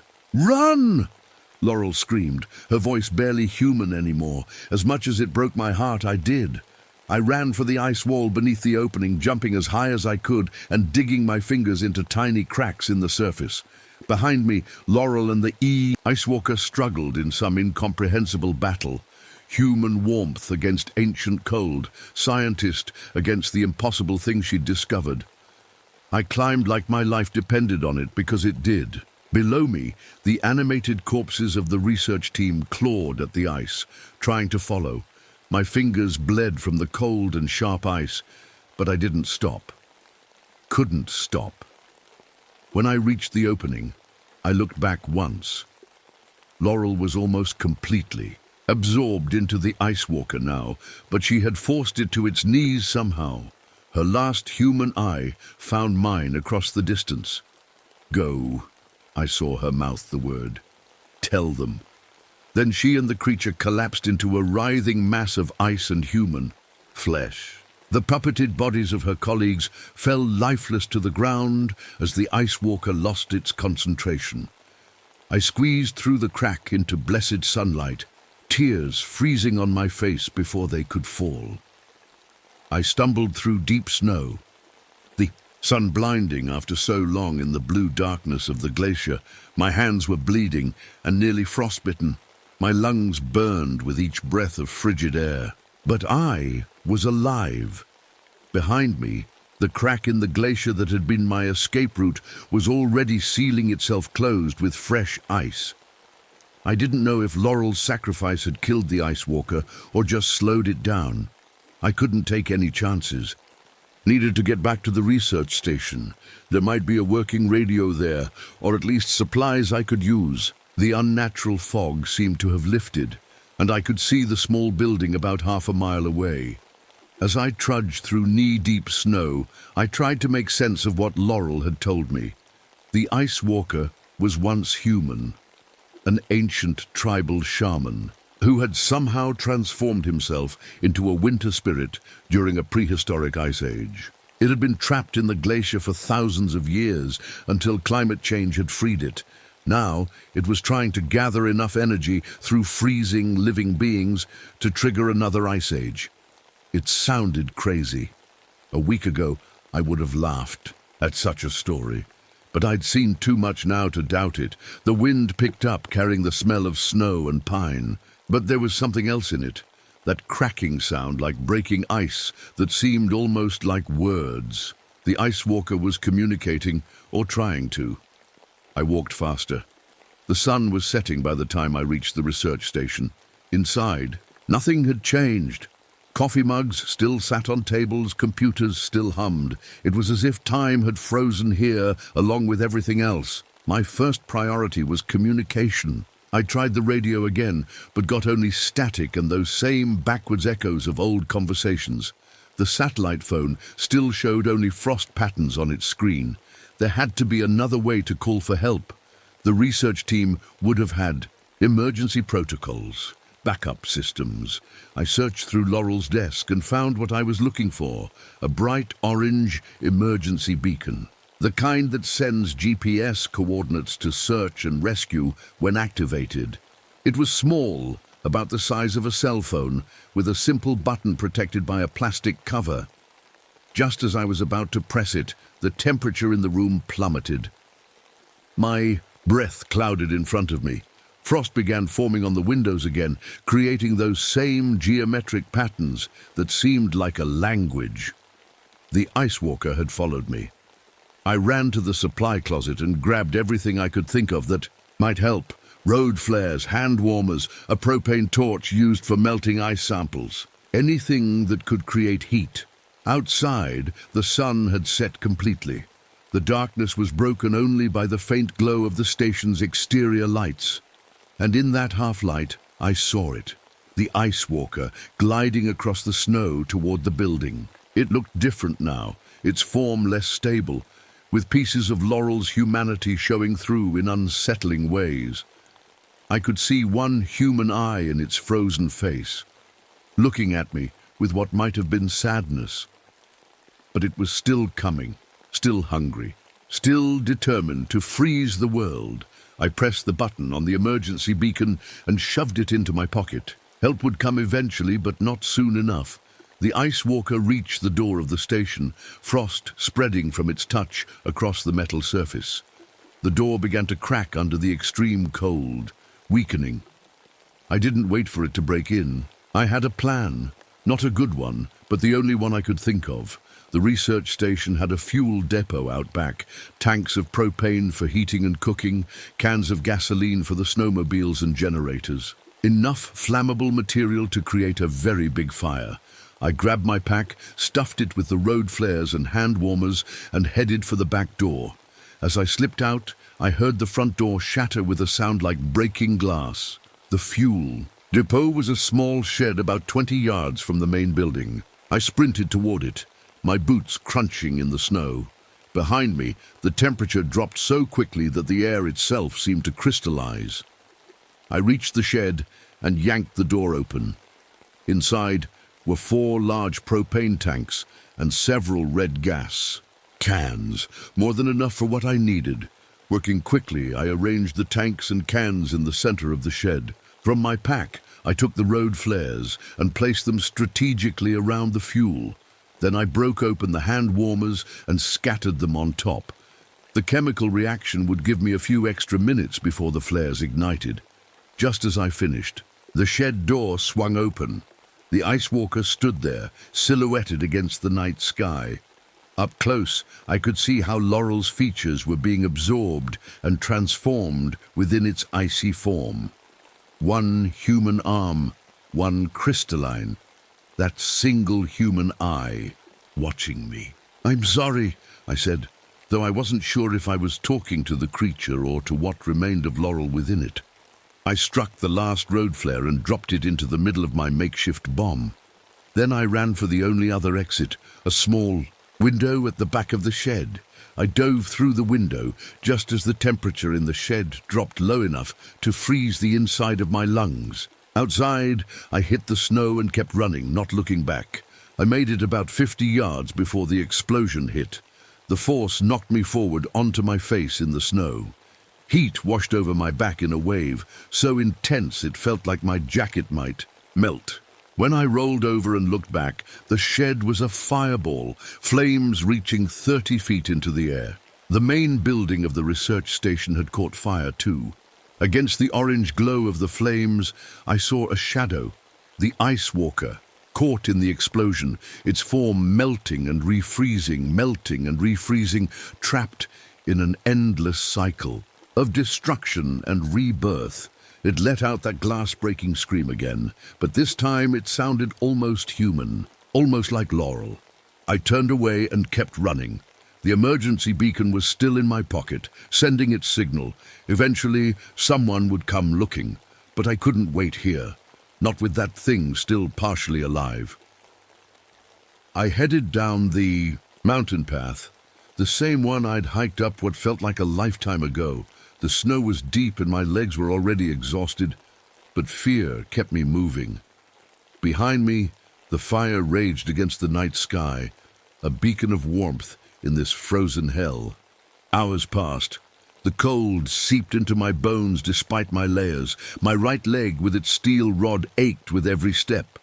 Twice I stopped to rest, but each time I heard that ice-cracking language on the wind and started moving again. Dawn was breaking when I saw the first helicopter. It came from the direction of park headquarters, drawn by the smoke still rising from what remained of the research station.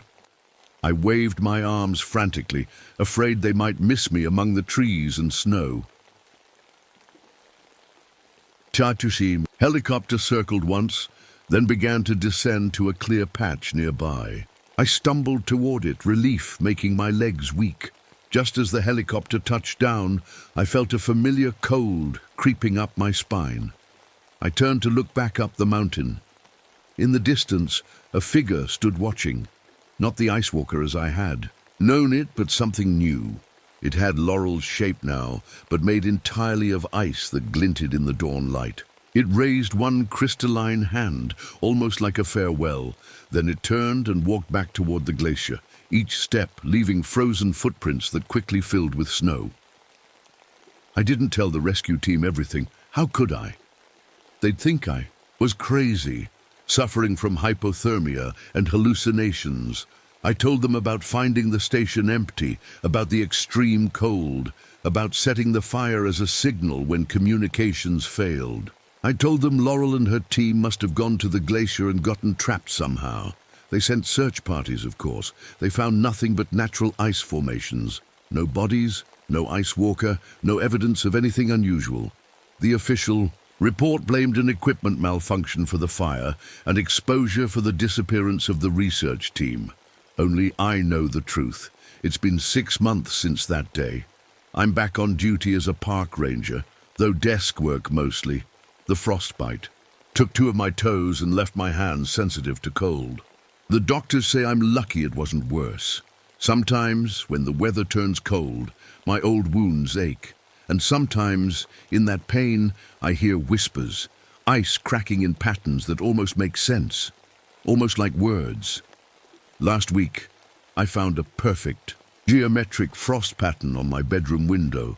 Shapes like the ones I'd seen on the glacier.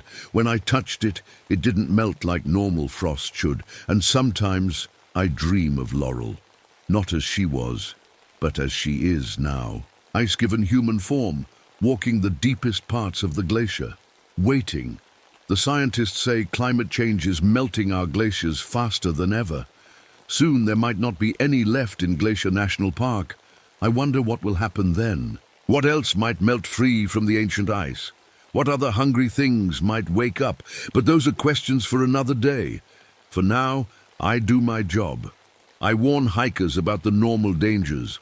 Bears, exposure, getting lost. I don't tell them about the other things, the impossible things. They wouldn't believe me anyway. At night, though, I keep my father's old Zippo lighter on my bedside table. And when winter comes, I sleep with it in my hand, flame ready to ignite. Because I know the Ice Walker is still out there, and it remembers me. I know this because sometimes, when I look in the mirror, I see tiny ice crystals forming in the corners of my eyes, too perfect to be natural, too geometric to be random. The doctors can't explain the strange patterns growing in the scars where my frostbite was worst. They've never seen anything like it, they say, but I know what it is.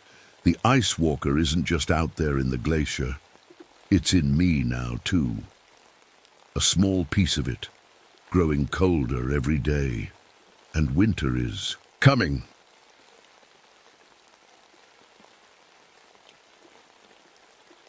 My name is Daniel Rodriguez. I've been a park ranger at Redwood National Park for almost 7 years now. Before that, I was a smoke jumper, one of those crazy folks who parachute into wildfires. But that's a story for another time. Today started like any other day. I woke up early in my small cabin near the ranger station, had my coffee, and headed out for my daily patrol. There's something special about these redwoods. They're like giants from another time, standing tall and quiet. When I walk among them, it feels like being in a huge church, with sunlight coming through the leaves in golden lines. The birds were singing their morning songs as I hiked along my usual trail. Water bubbled over rocks in the small streams, and everything smelled of wet earth and green things growing. This smell, it's like the breath of the forest itself. Rich soil and old leaves breaking down to feed new life. I stopped to take a deep breath, filling my lungs with that clean forest air. In a small clearing just off the trail, I spotted a Roosevelt elk and her baby grazing peacefully. They didn't even look up as I passed by. That's how it should be in a protected place like this, the animals knowing they're safe from harm. But something felt different today. I noticed it first when I reached the junction where trails split off in 3 directions. The markers were wrong. Some pointed the wrong way, others were missing completely. I've walked these paths hundreds of times, so I knew my way around. But visitors could easily get lost with messed up signs like these. I made a note in my small notebook to fix them later, wondering who could have tampered with them. Maybe some teenagers playing a prank? But we hadn't had many visitors lately, and the changes seemed too deliberate. As I was writing, a shadow passed overhead. I looked up quickly, expecting to see a bird. But whatever cast that shadow was much bigger than any bird in these parts. The strange thing was, I didn't hear any sound. No wing flaps, no branches moving. Just silence and that dark shape moving through the trees above. Walking further, I came across something that made me stop in my tracks. 3 massive redwoods, some of the oldest in this section, had deep cuts in their trunks. Not the kind made by bears sharpening their claws. These marks were too high up, maybe 15 feet off the ground, and they formed patterns, almost like strange letters or symbols, too regular to be natural. As I stood there trying to make sense of the markings, I realized something else was wrong. The forest had gone completely quiet. No birds, no squirrels chattering, not even insects buzzing. Just a heavy silence that made my ears ring. In all my years working in forests, I'd never experienced such complete stillness. It felt like the whole world was holding its breath. Then came the fog. Not the usual morning mist that burns off by midday, but something thicker that moved between the trees like it had a mind of its own. It didn't drift with the breeze like normal fog. Instead, it seemed to flow around obstacles, curling and stretching like fingers reaching through the forest. The hair on my arms stood up. Something wasn't right. The sun was starting to get low when I found the circle. Right in the middle of a normal section of forest floor was a perfect ring of bright red mushrooms.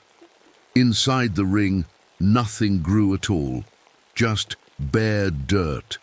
Outside, the ring, ferns and moss and tiny flowers covered every inch of ground. The contrast was shocking, like someone had drawn a perfect circle and erased everything inside it. I knelt down to get a closer look, but stopped myself from touching the mushrooms. My grandmother, who was indigenous to this region, had told me stories about fairy rings and the spirits that made them. "Respect the circles," she'd said. "They're doorways not meant for us." As a ranger with scientific training, I normally wouldn't give such ideas much thought. But here, with evening shadows growing longer and that unnatural fog creeping between the ancient trees, her warnings felt important. I took a few photos of the mushroom circle and marked the location on my GPS. As I stood up, I couldn't shake the feeling that I was being watched, not by anything human, but by the forest itself. The redwoods that had seemed so welcoming this morning now loomed ominously, their massive trunks hiding whatever secrets the coming darkness would reveal. It was time to head back to the station. But something told me the strangeness I'd found. Today was just the beginning. I hurried back to the ranger station as the last light faded from the sky. My mind kept going back to those strange marks on the trees and that perfect circle of mushrooms. Most people think being a park ranger is all about helping lost hikers and telling folks not to feed the wildlife. That's part of it, sure. But there's more to these forests than most people ever see. I know because I've spent most of my life in them. Before I became a ranger here, I was a smoke jumper for 8 years.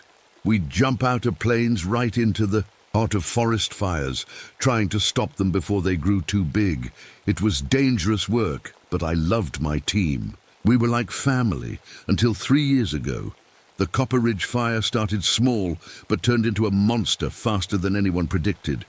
The wind changed suddenly, and part of our team got trapped. I tried to reach them.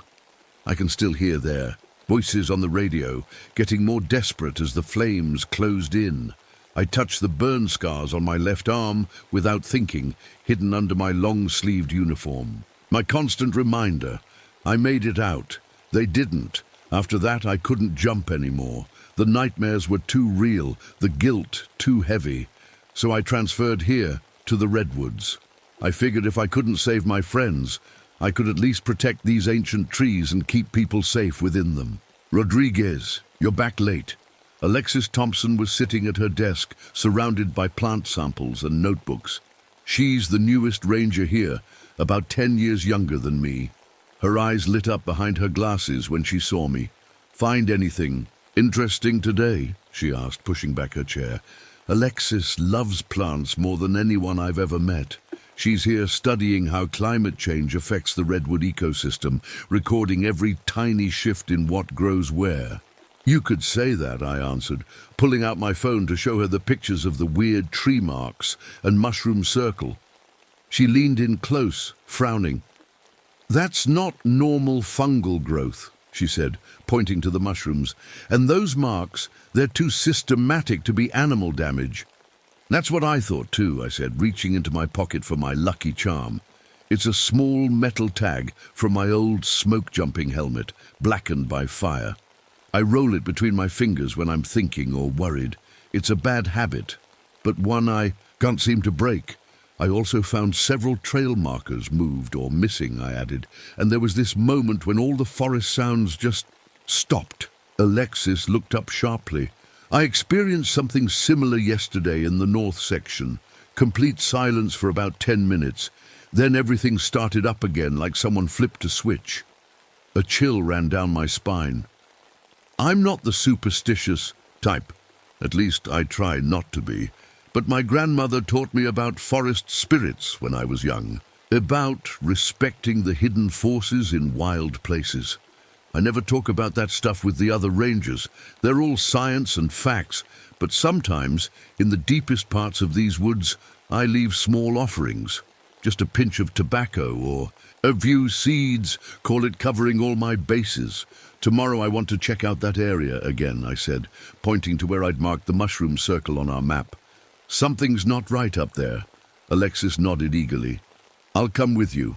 I want to collect samples from those mushrooms. I hesitated.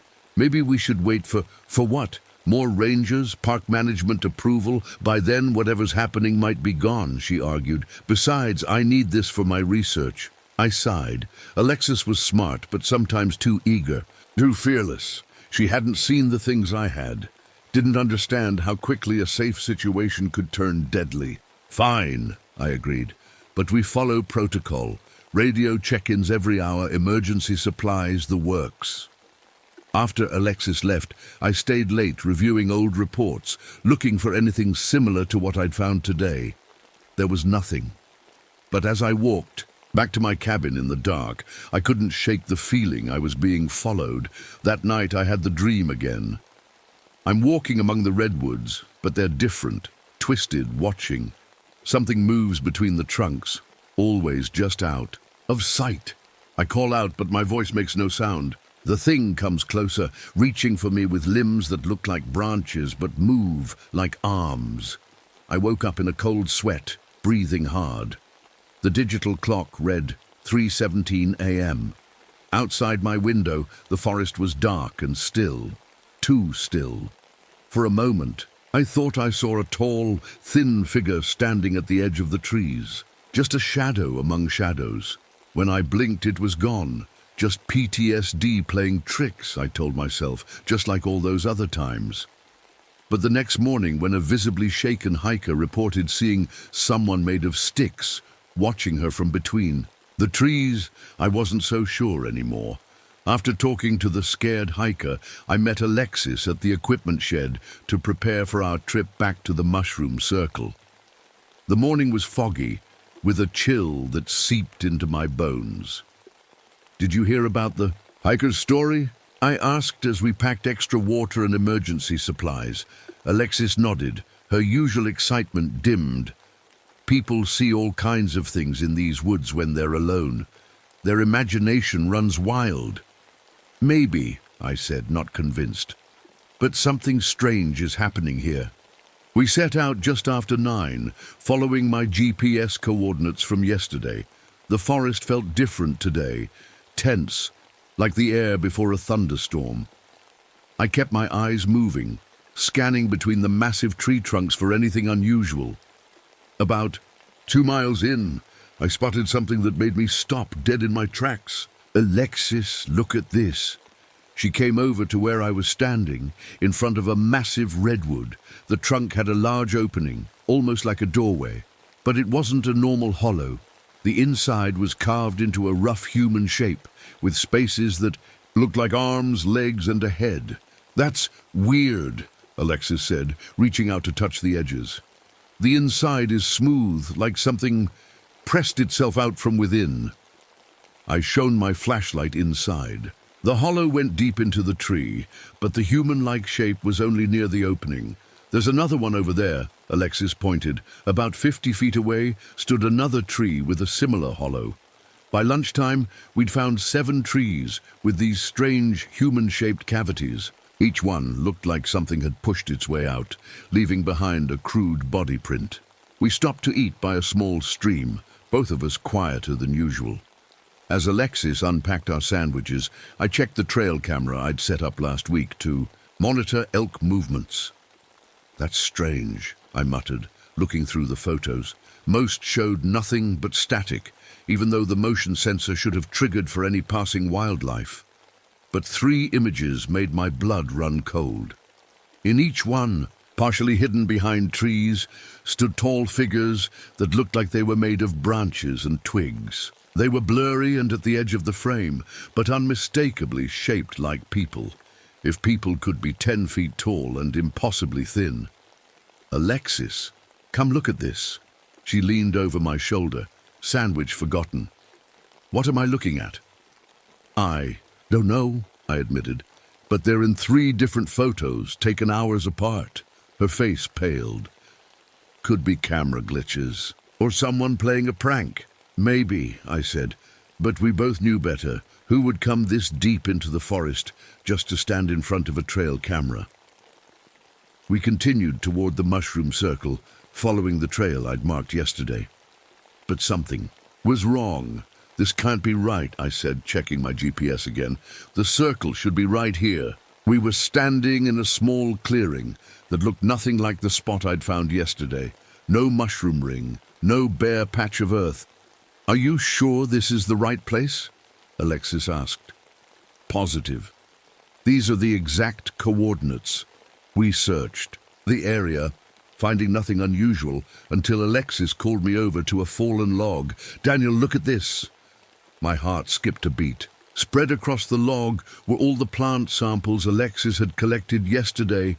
Leaves, moss, bark, and small flowers. But they weren't just dumped there. They were arranged in an intricate pattern, woven and twisted together to form a complex design. "Did you do this?" I asked, though I already knew the answer. "No," she whispered. "I left these locked in my desk at the station last night."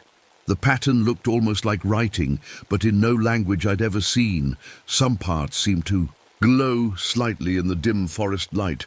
I reached for my compass, needing to get my bearings. The needle spun wildly, rotating in complete circles before stopping, then spinning again. "My GPS is acting up too," Alexis said, showing me her device. The screen flickered and died despite having fresh batteries. "We should head back," I said, not liking how the forest had gone quiet again. "Mark this location and come back with more equipment tomorrow."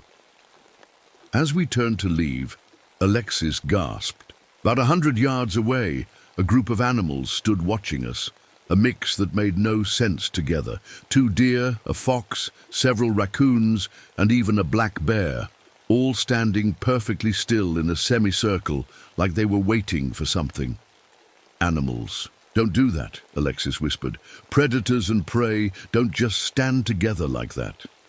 "They do if they're afraid of something worse," I said quietly, remembering how animals fled together before the Copper Ridge fire, something that scares them more than each other. On our way back, Alexis suddenly stopped and grabbed my arm. "Daniel, is that the same trail we came in on?" I looked around confused.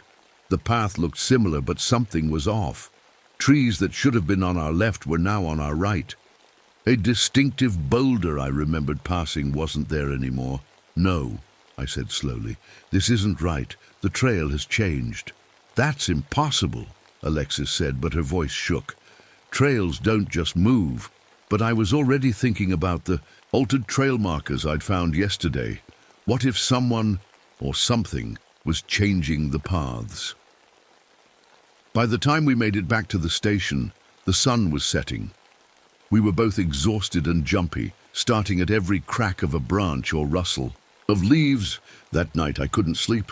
I kept thinking about those tree hollows shaped like people and the strange figures in the camera photos.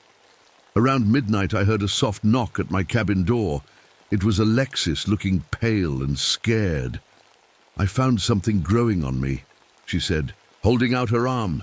There, growing from a small scratch on her wrist, was a tiny green shoot with 2 perfect leaves. I stared at the tiny green shoot growing from Alexis's scratch. It wasn't like anything I'd seen before. Too perfect, too deliberate in how it curved toward the light. "How long has this been there?" I asked, carefully examining her wrist without touching the plant. "I noticed it about an hour ago. At first, I thought it was just a piece of moss stuck to my skin, but—" She swallowed hard. "It's growing, Daniel. I can feel it." I grabbed my first aid kit and found tweezers and antiseptic. "Let me try to remove it." As gently as I could, I gripped the tiny stem with the tweezers. Alexis winced as I pulled. The shoot came out, trailing hair-thin roots that had already worked their way under her skin.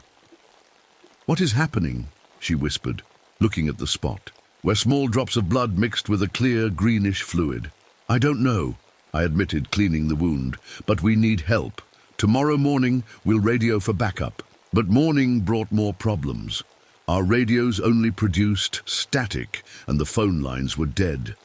Even the emergency satellite phone showed no signal. "We're cut off," I said, trying to stay calm. "We need to hike out to the highway and get help." Before we could leave, Sam Wilson, another ranger, rushed in. His face was gray with shock. "You need to see this," he said, leading us to the visitors' center parking lot. The sight stopped me cold. Every vehicle had thick vines growing through the engines, twisting around axles and through windows. The plants looked like normal forest, a growth, but no plant could grow that fast overnight or with such clear purpose. It's like they knew exactly where to grow to disable the engines, Alexis murmured. That's when I saw it, a shadow moving against the trees at the forest edge. Not cast by anything, but moving on its own across the trunks. When I looked directly at it, it vanished. "Did you see that?" I asked. Both Alexis and Sam shook their heads. Throughout the morning, reports came in from the few visitors and staff. In the park, trail maps no longer matched the actual paths. People heard whispering sounds when nobody was around. Everyone's electronics were failing. By noon, I'd organized the remaining rangers. Sam would stay with the visitors at the main center. Alexis and I would try to reach the highway for help, and everyone would carry emergency flares, the only thing still working reliably. As Alexis and I headed out, the forest felt alive in a way I'd never experienced before. Not the normal aliveness of plants and animals, but something watchful and thinking. We were about 2 miles from the station when I saw them clearly for the first time. "Don't move," I whispered to Alexis, slowly raising my hand to point. Between the trees ahead stood 3 figures. From a distance, they looked like people made of sticks and leaves, crude human shapes with branch-like limbs and hollows where faces should be. They stood perfectly still, blending so well with the forest that if they hadn't moved slightly, I might have missed them completely. "The Hollow Men," Alexis breathed. "What?" "That's what I'm calling them," she said, her voice shaking. "They're empty inside, like those hollows we found in the trees." As we watched, one of the figures suddenly fell apart, collapsing into a pile of twigs and leaves. But then the pieces moved on their own, crawling and tumbling through the undergrowth before reforming into a different shape several yards away. "They can change," I said. "That's how they've been moving the trails. They're rebuilding the forest around us." Suddenly, Alexis grabbed my arm. "Listen." At first, I heard nothing. Then it came, a creaking, rustling sound that rose and fell like speech.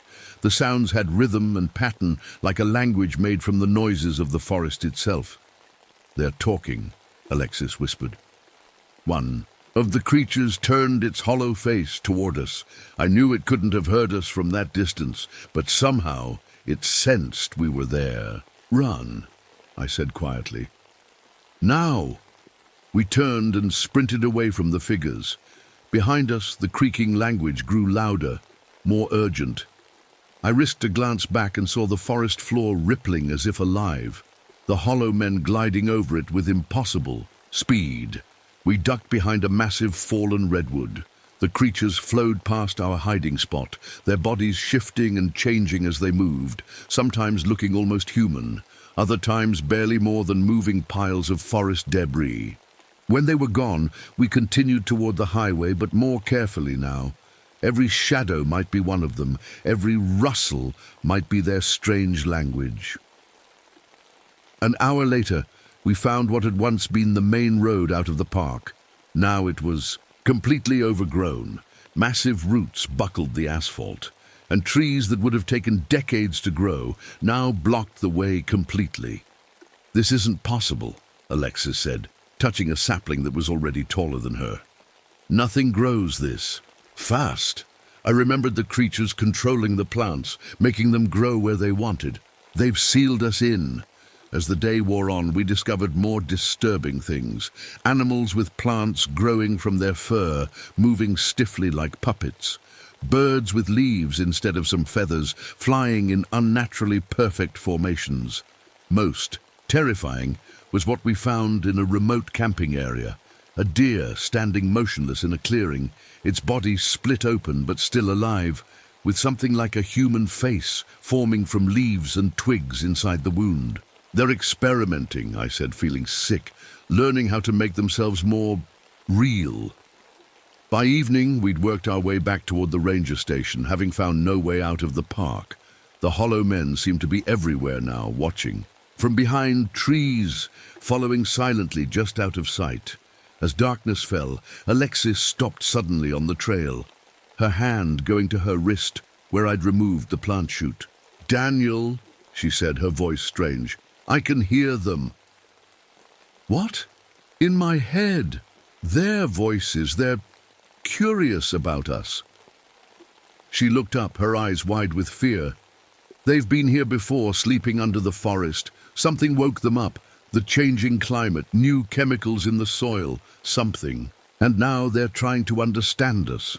"How do you know this?" I asked, but I already feared the answer. She pulled up her sleeve. Where the small plant had been removed, tiny green filaments now spread under her skin like veins. "It's in my blood," she whispered, "and it's growing. As if confirming her words, a deep rumbling vibration passed through the ground beneath our feet. In the distance, massive roots erupted from the soil, twisting into humanoid shapes that clawed at the darkening sky. The entire forest was awakening, and we were trapped inside it.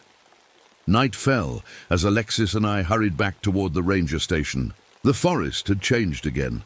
Paths twisted in new directions, trees seemed closer together, and the air felt thick and hard to breathe. When we finally reached the visitor center, I knew something was terribly wrong. The lights were out, and the place was silent. "Sam," I called out, pushing open the door. No answer. We searched the building with our flashlights. The main hall was empty, but something caught my eye on the floor. Thin trails of soil and leaves, leading down the hallway toward the back rooms. Following the trails, we found them.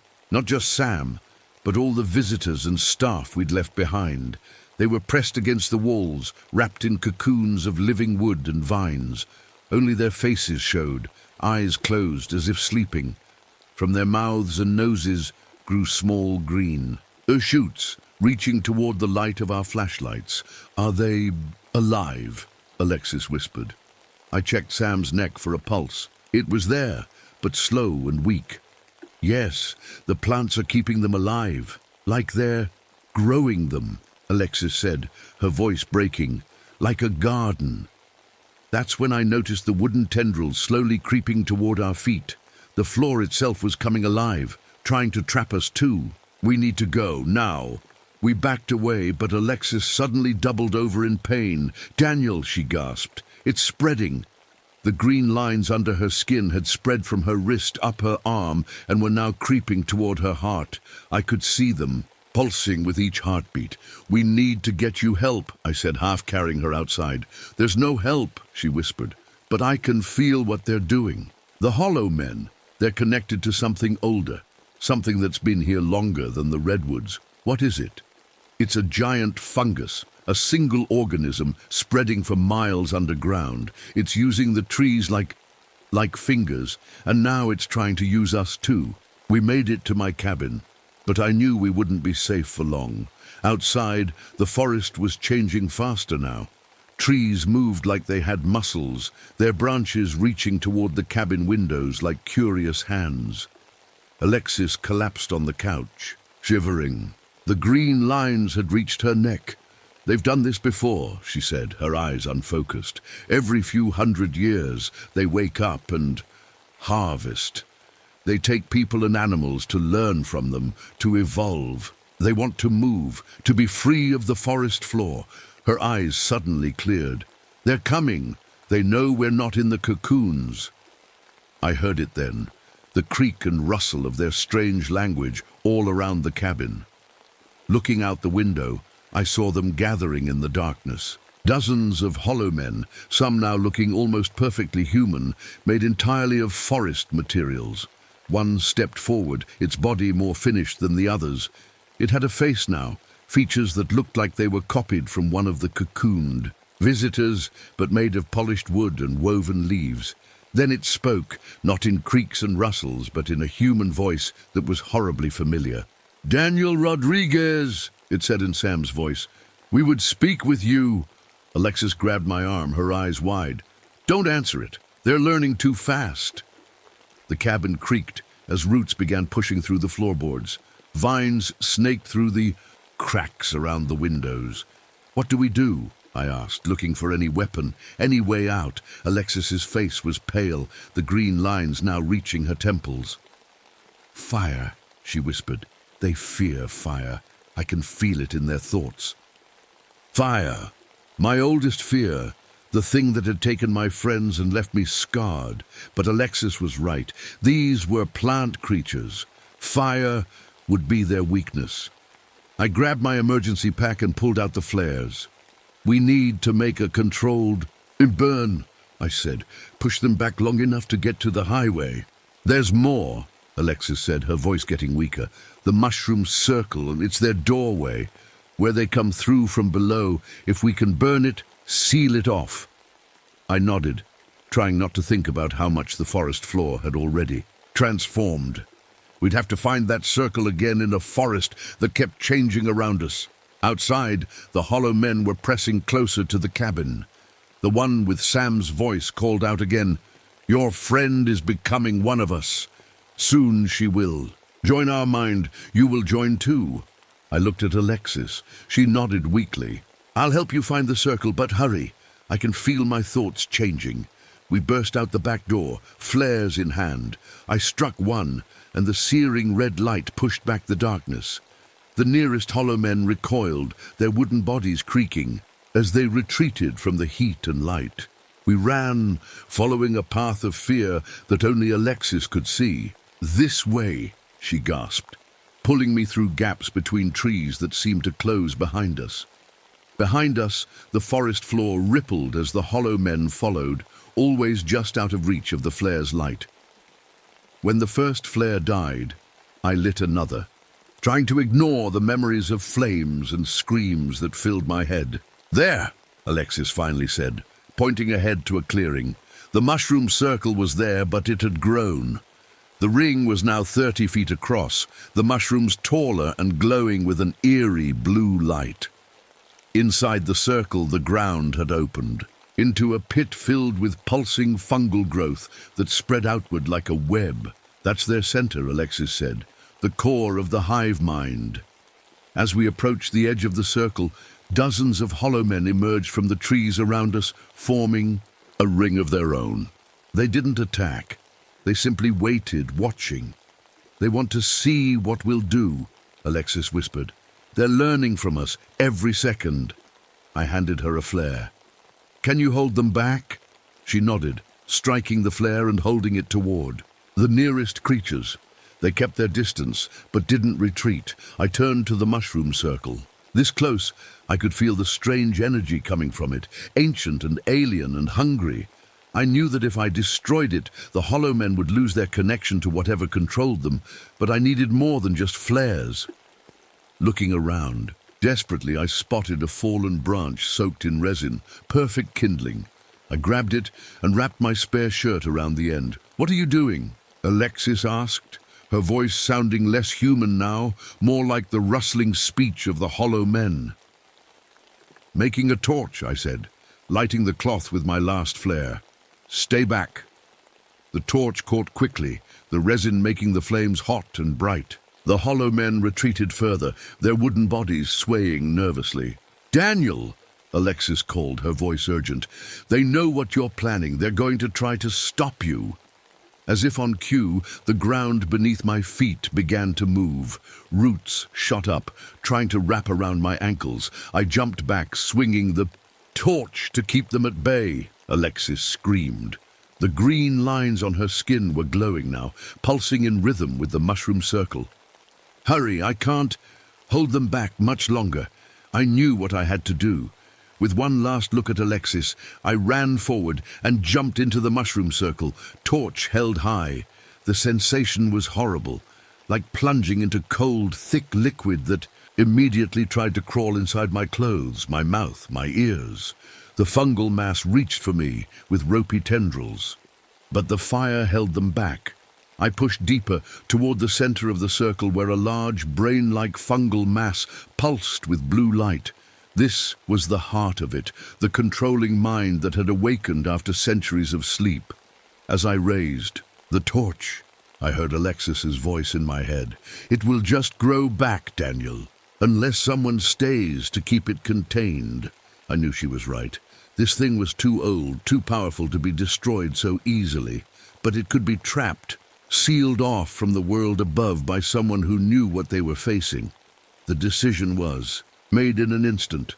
I thrust the torch into the heart of the fungal mass, and it writhed in pain as flames spread across its surface.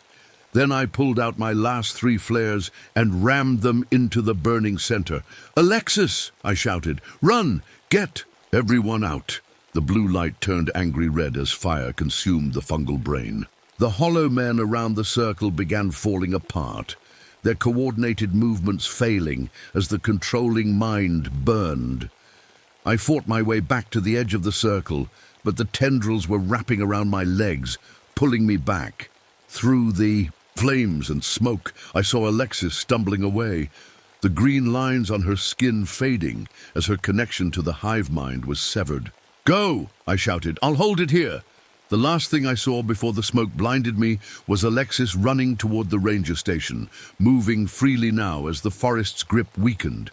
I don't know how long I fought in that circle, using burning branches to keep the fungus at bay as it tried to rebuild itself.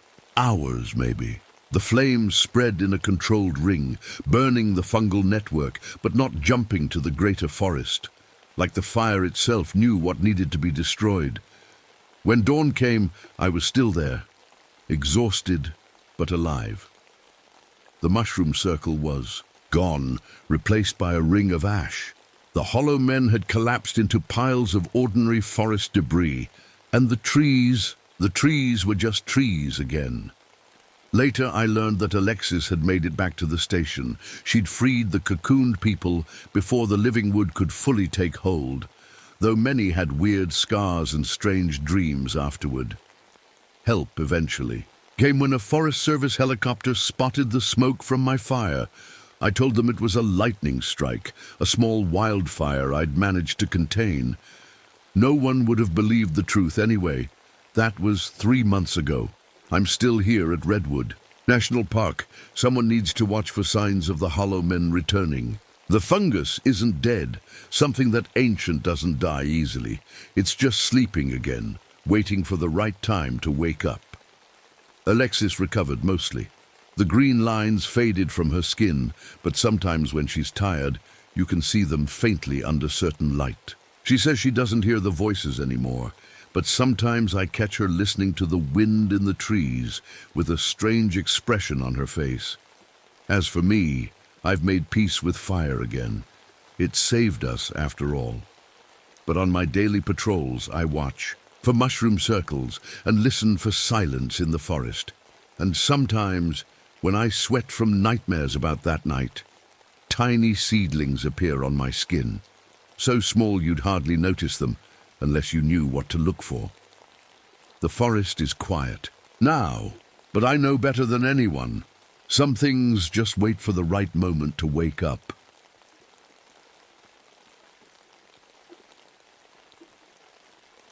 My name is Catherine Whitefeather. I've been a park ranger at Zion National Park for 7 years now. Most days I love my job. Today feels different.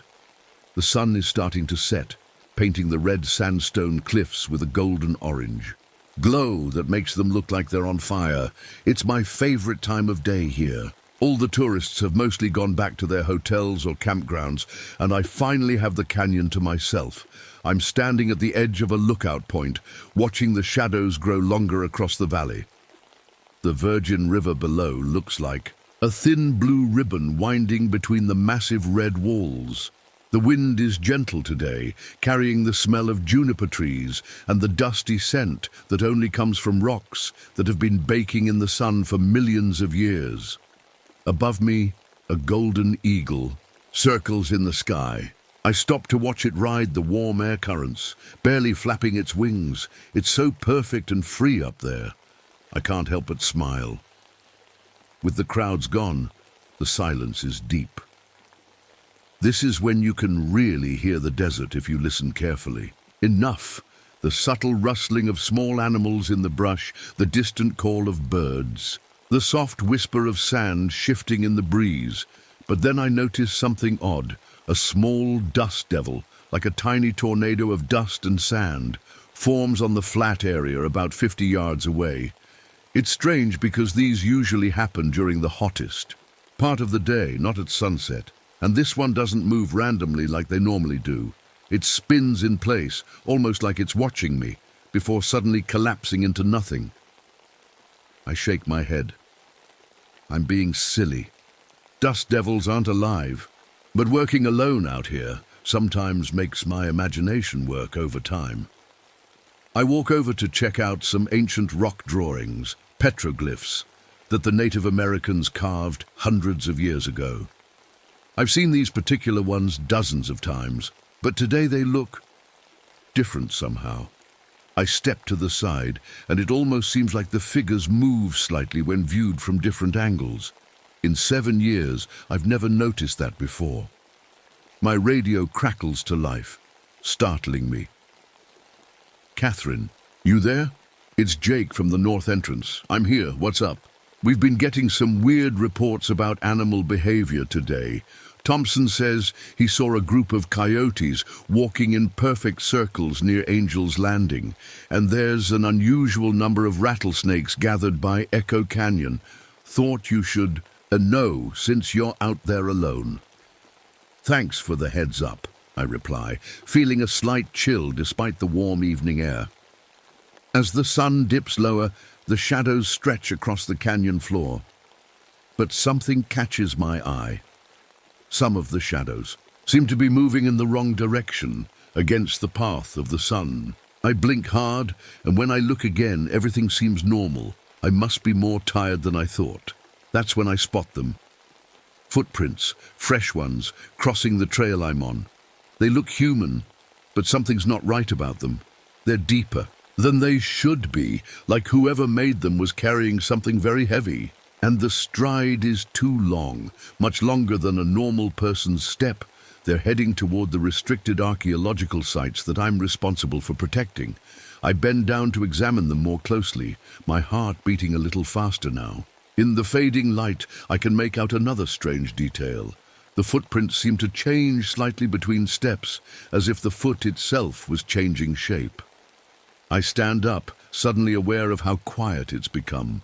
No bird calls, no insect sounds, nothing but the soft whisper of the wind, which now feels less like a friend and more like someone breathing down my neck. I reach for my flashlight. The sun will be gone soon, and something tells me I need to follow these tracks before night fully takes over. Just doing my job, I mutter to myself, trying to ignore the growing sense that something is very wrong in my beloved canyon tonight. I should probably tell you a bit about myself. I'm not just any park ranger. I'm a Paiute woman. That's the Native American tribe that has lived in these lands for thousands of years. I studied archaeology in college because I wanted to protect the ancient sites where my ancestors once lived. Too many sacred places have been damaged by treasure hunters or just careless people who don't understand what they're seeing. My hands are rough and calloused from years of digging in the dirt and climbing over rocks. The desert sun has darkened my skin even more, but I don't mind. The sun and I are old friends. Last winter my grandmother died. That hit me hard. She was our tribe's last traditional healer, the last one who knew all the old medicines and songs. She knew things about this land that no science book could ever teach you. When the doctors told her she had cancer, she accepted it with a calm that I still don't understand. Everything returns to the earth, she told me. The small leather pouch hanging from my belt was hers. She gave it to me before she died and made me promise never to open it unless I absolutely had to. There are things inside that will protect you, she said, but only in the greatest need. I've kept that promise, though sometimes I'm tempted to peek inside. As I follow these strange footprints, I hear someone calling my name. It's Dr. Richard Holloway, an archaeologist who's been working with me at Zion for the past month. He's investigating reports that someone might be disturbing the ancient burial grounds. Catherine, there you are, he says, slightly out of breath as he catches up to me. I've been looking everywhere for you. Richard is in his 50s, with grey hair and glasses that keep sliding down his nose. He's smart, really smart, but he doesn't believe in anything he can't measure or put under a microscope. I was just checking out these tracks, I tell him, pointing to the ground. Don't they seem strange to you? He bends down, squinting in the fading light. Probably just a hiker who wandered off the trail. Big guy, heavy pack. I shake my head. The stride is too long, and look how they change between steps. Richard straightens up and gives me that look. The one I've seen too many times from scientists who think my native intuition is cute, but not serious. You see things others don't, Catherine. "That's what makes you good at your job," he says, kindly. But I can tell he doesn't really see what I'm seeing. That's always been my struggle, having one foot in the world of science and facts, and one foot in the world of my people's knowledge. Most of the time it's a gift, seeing both sides, but sometimes it feels like a heavy weight to carry. I need to follow these, I say firmly. Someone's heading toward the restricted sites. Richard nods. I'll come with you. Actually, I wanted to talk to you about something strange we found today. As we walk, the sky grows darker. I switch on my flashlight and the beam catches something on a nearby rock. It's a petroglyph, an ancient carving, of a figure that's half human, half animal. I've seen it many times before, but tonight it seems to almost vibrate with meaning. My grandmother used to tell me stories about this land, I say quietly. Not just the history that tourists hear, but the older stories, about beings that could change their skin, creatures that weren't quite human or animal, but something in between. Skinwalkers, Richard says, surprising me. He's been doing his homework. Navajo legends, right? Paiute too, I correct him, but I always thought they were just stories meant to teach lessons, ways to explain the unexplainable. Richard is quiet for a moment. Science can't explain everything yet, Catherine. That's a surprising admission from him. I think about the dreams I've been having lately. Dreams where I see my grandmother's face watching me from the shadows. But something's not quite right about her eyes. I've been telling myself it's just a grief, my mind's way of processing her loss. But now I'm not so sure. Did your assistant ever show up, I ask, changing the subject. Mark was supposed to meet us hours ago with supplies for tomorrow's dig. Richard's face tightens with worry. No, that's partly why I was looking for you.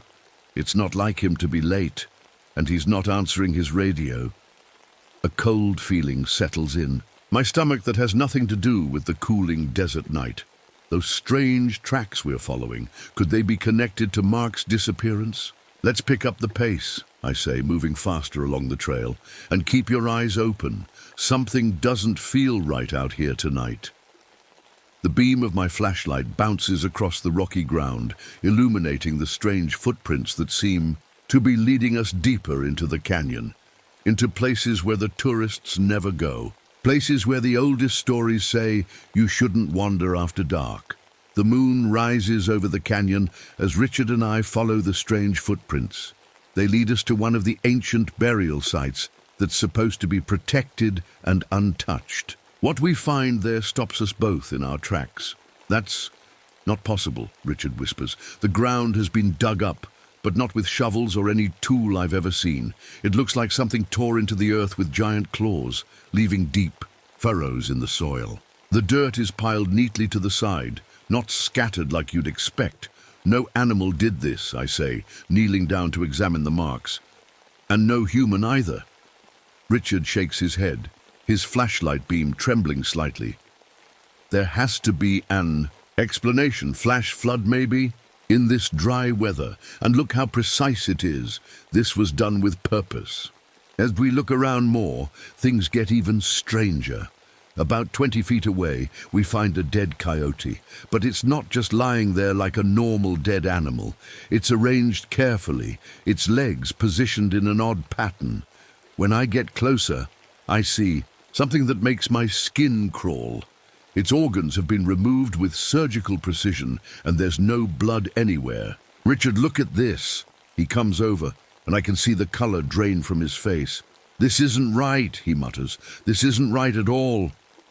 My flashlight catches something shiny in the dirt nearby. I reach down and pick up a small voice recorder. The kind researchers use to take notes in the field. That's Mark's, Richard says, grabbing it from my hand. He presses play.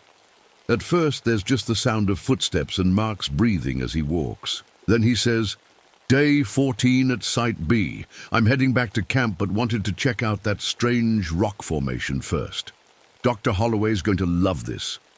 The recording goes quiet for a moment. Then we hear Mark again, his voice now hushed and frightened. There's somebody watching me from the rocks. Hello, are you park staff? Silence, then footsteps running. Mark's breathing gets faster, panicked. Who are you? What do you want? And then a sound that makes my blood freeze. It's not quite human, not quite animal. A series of clicks and growls that somehow form words. Your face. Mark screams, and the recording ends. Richard and I stand there in shocked silence. My hand moves instinctively to my grandmother's medicine pouch. We need to call this in, I finally say. Get search and rescue out here. Richard nods, still staring at the recorder. What was that sound, that voice? I don't know. But deep down, I feel like maybe I do know. Like my grandmother's stories are suddenly becoming very real. I reach for my radio, but before I can call for help, something catches my eye. In the pit where the earth was dug up, there's a piece of pottery. I recognize it immediately. It's from the ancestral Puebloan period, at least 800 years old. But here's the strange part. Last week, this same piece was broken into dozens of fragments. We had carefully documented them. Now it's whole again. Perfect. Like it was never damaged. I pick it up carefully. The surface is covered with a strange, sticky resin I've never seen before. Richard, remember this pot? The broken one from last week? He takes it, frowning. That's impossible. We catalogued all the pieces. He turns it over in his hands. And what is this substance? Before I can answer, a noise from the darkness makes us both turn. A coyote is standing about 20 feet away, watching us. There's something wrong with the way it's standing. Too tall, too straight. As we watch in disbelief, the coyote rises up on its hind legs.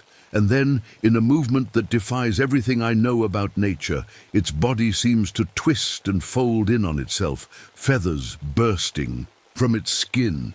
In seconds, where the coyote stood, there's now a raven. The bird caws once, a sound that seems almost like laughter, and flies away into the night. Richard drops the pot, which somehow doesn't break when it hits the ground. Did you see that? His voice is shaking. Yes, I whisper. That can't be real. We're dehydrated, tired. Our minds are playing tricks on us. I want to believe him, I really do. But I know what I saw. Let's get back to camp, I say. We need water and rest. Our campsite is about a mile away in a small cleared area that park staff use during extended fieldwork. As we walk back in tense silence, I can't shake the feeling that we're being followed, watched from the shadows between the rocks. When we reach camp, another shock awaits us. During the few hours we were gone, something has circled our entire campsite with tracks, perfect unbroken circles of footprints that go all the way around our tents and equipment. My dog, Ranger, a German shepherd trained to alert at any intruders, is huddled in my tent whimpering. This isn't possible, Richard says for what feels like the 100th time tonight. We have motion sensors set up. They should have gone off if anything came near camp. I check the sensors. They're still active, batteries full, no sign of tampering. Whatever made these tracks, I say slowly. The sensors didn't detect it. Richard sits heavily on a camp chair, running his hands through his hair. Catherine, what is happening here? I'm about to answer when our radio crackles to life. But instead of the normal Park Service channel, we hear voices speaking in a language I barely recognize. It's Paiute, but an ancient version, with words that haven't been used in hundreds of years. I can only make out bits and pieces. Wearing the skin and borrowing the face. The transmission cuts off suddenly. Richard looks at me, waiting for a translation. It's an old form of my language, I tell him. Very old. Nobody speaks like that anymore. What did it say? I hesitate. Nothing good. That night, neither of us sleeps well. Richard develops a strange rash where he handled the reconstructed pot. Red marks that look eerily like the same symbols carved into the pottery. In the morning, as I wash my face in a basin of water, I notice something that sends a chill through me. For just a split second, my reflection moves differently than I do. A slight delay, like it's watching me, copying me. And did my reflection just smile? I splash the water, breaking the image. It must be lack of sleep playing tricks on me. It has to be. But deep down, I know the danger is just beginning. The next morning we decide to search for Mark. The air feels heavy, like right before a storm, though the sky is clear blue. We pack extra water, first aid supplies, and our radios. I bring my grandmother's medicine pouch too, hanging it around my neck instead of on my belt. Somehow it feels safer that way. As we hike up a narrow trail between two massive red rock walls, Richard stops suddenly. "Catherine," he whispers, pointing ahead. "Look." Standing on a ridge about 100 yards away is an elderly woman. Even from this distance, my heart nearly stops. She looks exactly like my grandmother.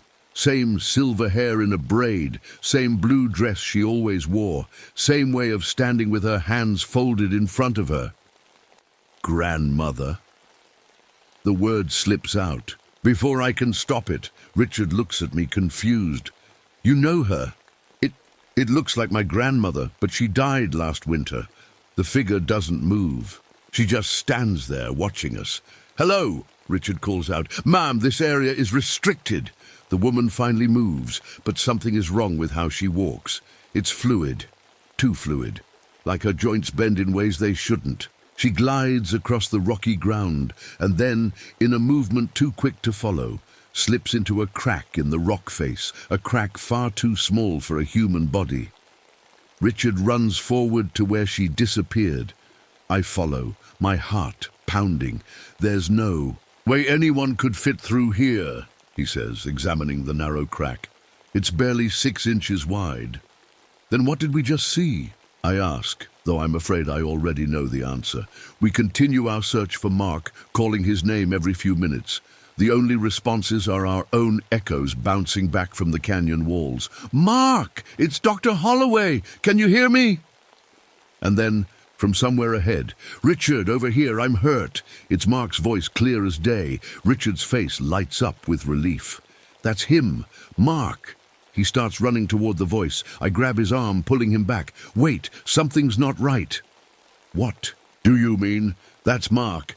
"Richard, listen to me. In all the years I've worked with him, has Mark ever called you Richard instead of Dr. Holloway?" His face falls as he realizes I'm right. Mark is always formal, always respectful. The voice calls again. "Richard, Catherine, help me." It's perfect, Mark's voice exactly. But now there's something else behind it, a subtle clicking sound. "Don't answer," I whisper, "and don't follow that voice." We change direction, heading back toward our camp. As we walk, I notice something disturbing on the ground. Little pieces of what looks like dried skin and clumps of hair. Not all of it is human.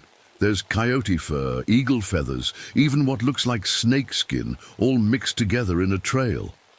"What is this?" Richard asks, bending down to examine it. "Don't touch it," I warn. I think it's shedding. Shedding? Like a snake. Like something that changes what it is, often. Back at camp, Richard starts going through his notes frantically, looking for some scientific explanation for what we're experiencing.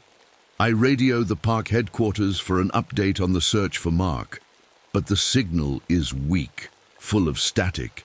That night, Richard goes to check something in the ruins we were excavating. He's gone longer than he should be. When he finally returns, he seems different. His movements are stiffer. His smile doesn't quite reach his eyes. "Find anything interesting?" I ask carefully. "No, nothing at all." His voice has a strange flatness to it. He sits across from me at the campfire. The flames cast shadows across his face, making him look like a stranger. "Tell me about your grandmother," he says suddenly. "The healer, what kind of medicines did she make?" A chill runs through me. I never told Richard my grandmother was a healer. "Why do you want to know?" I ask. "Just curious about your people's ways." His head tilts at an odd angle. The old ways, the powerful ways. I stand up, trying to stay calm. I'm going to check the perimeter. Richard's eyes reflect the firelight strangely, like an animal's. Don't go too far, Catherine Whitefeather. It's not safe in the dark. The way he says my full name sends ice through my veins. I walk away from the fire, my hand clutching my grandmother's pouch. When I'm out of sight, I circle back and watch Richard from behind a large boulder. What I see makes my blood freeze. He's standing now, but his movements are all wrong, jerky, then too smooth. He puts his hand into the fire and doesn't react when his flesh should be burning. And then just for a moment, his face ripples, like there's something underneath, pushing to get out. This isn't Richard, not anymore, or at least not completely. I back away quietly, trying to figure out what to do. That's when I hear a twig snap behind me. I spin around and find myself face to face with myself. It's like looking in a mirror, except this version of me has eyes that are completely black and a smile that's too wide for a human face. Catherine, it says in my voice. Catherine! I stumble backward. The copy of me takes a step forward. Your grandmother knew me, it says. She hid from me, but you brought me gifts. You dug up my prison. My back hits a rock wall. There's nowhere to run. What are you? I whisper. I'm hunger. I am many. I wear the skins of those I take. It reaches out with my own hand. Your skin will fit me well. In desperation, I grab my grandmother's pouch and hold it up like a shield. The thing that looks like me hisses and backs away.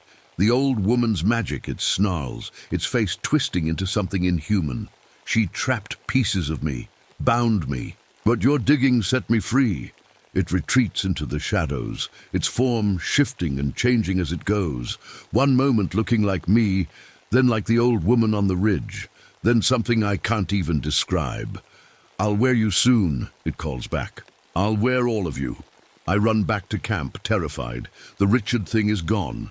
I gather my courage and check his tent. He's there, asleep, looking normal. But when I whisper his name, he opens his eyes and seems confused. Catherine, what's wrong? He sounds like himself again. Richard, what were you doing at the ruins earlier? He sits up, rubbing his head. Ruins? I haven't left camp. I've been sleeping for hours. You don't remember talking to me by the fire? Asking about my grandmother? He looks genuinely confused. No, I remember sitting down to review my notes and then nothing, like a blank spot in my memory. I tell him everything, the thing that looked like me, what it said about being trapped and set free by our digging. Catherine, he says slowly, I think I saw something too, when I was at the ruins. At least, I think I was at the ruins. He pulls up his sleeve, showing me his arm.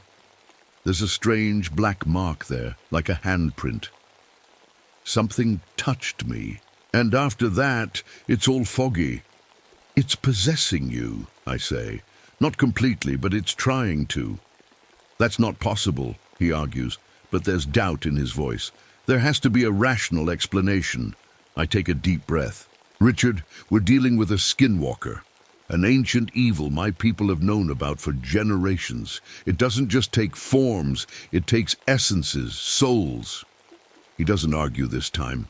What do we do? In the morning, we need to go back to where we first saw the disturbed burial site. I think that's where it started. And we need to be careful. It can look like anyone, even each other. That night, I don't sleep. I sit outside Richard's tent, watching. Occasionally, I hear him muttering in his sleep, sometimes in his own voice, sometimes in a voice that sounds much, much older. I look up at the stars and wonder if I'll ever see them the same way again. My radio crackles with static. Through the noise, I hear a voice, Mark's voice, whispering my name over and over, getting closer with each call. Morning comes after the longest night of my life. The sun rises over the Red Canyon walls, but it brings no comfort today. Richard looks terrible, pale, with dark circles under his eyes. It was in my dreams, he whispers, talking to me, showing me things. What things? I ask. Things it's done, people it's worn. He shudders. Catherine, it wants you most of all. It kept saying your bloodline is special. A cold realization washes over me. My grandmother, she was a healer, a spiritual protector. This thing must have known her. I touch the medicine pouch around my neck. That's why it looks like her sometimes, and why it wants me. We pack up quickly and head toward the disturbed burial site. I have a feeling that whatever started this, whatever woke this creature up, began there. As we hike, dark clouds gather overhead. Unusual for this time of year. The air feels electric, charged with something more than just an approaching storm. Look, Richard says suddenly, pointing ahead. A search and rescue team is making its way down the trail toward us. 4 people in Park Service uniforms. I should feel relieved, but something feels wrong. Catherine, Dr. Holloway, calls the lead ranger, waving. We've been looking everywhere for you. I grab Richard's arm. Don't answer, I whisper. Look at how they're walking. The 4 people move in perfect unison, their steps matching exactly, like they're connected by invisible strings. It's not them, Richard whispers back. It's wearing them all at once.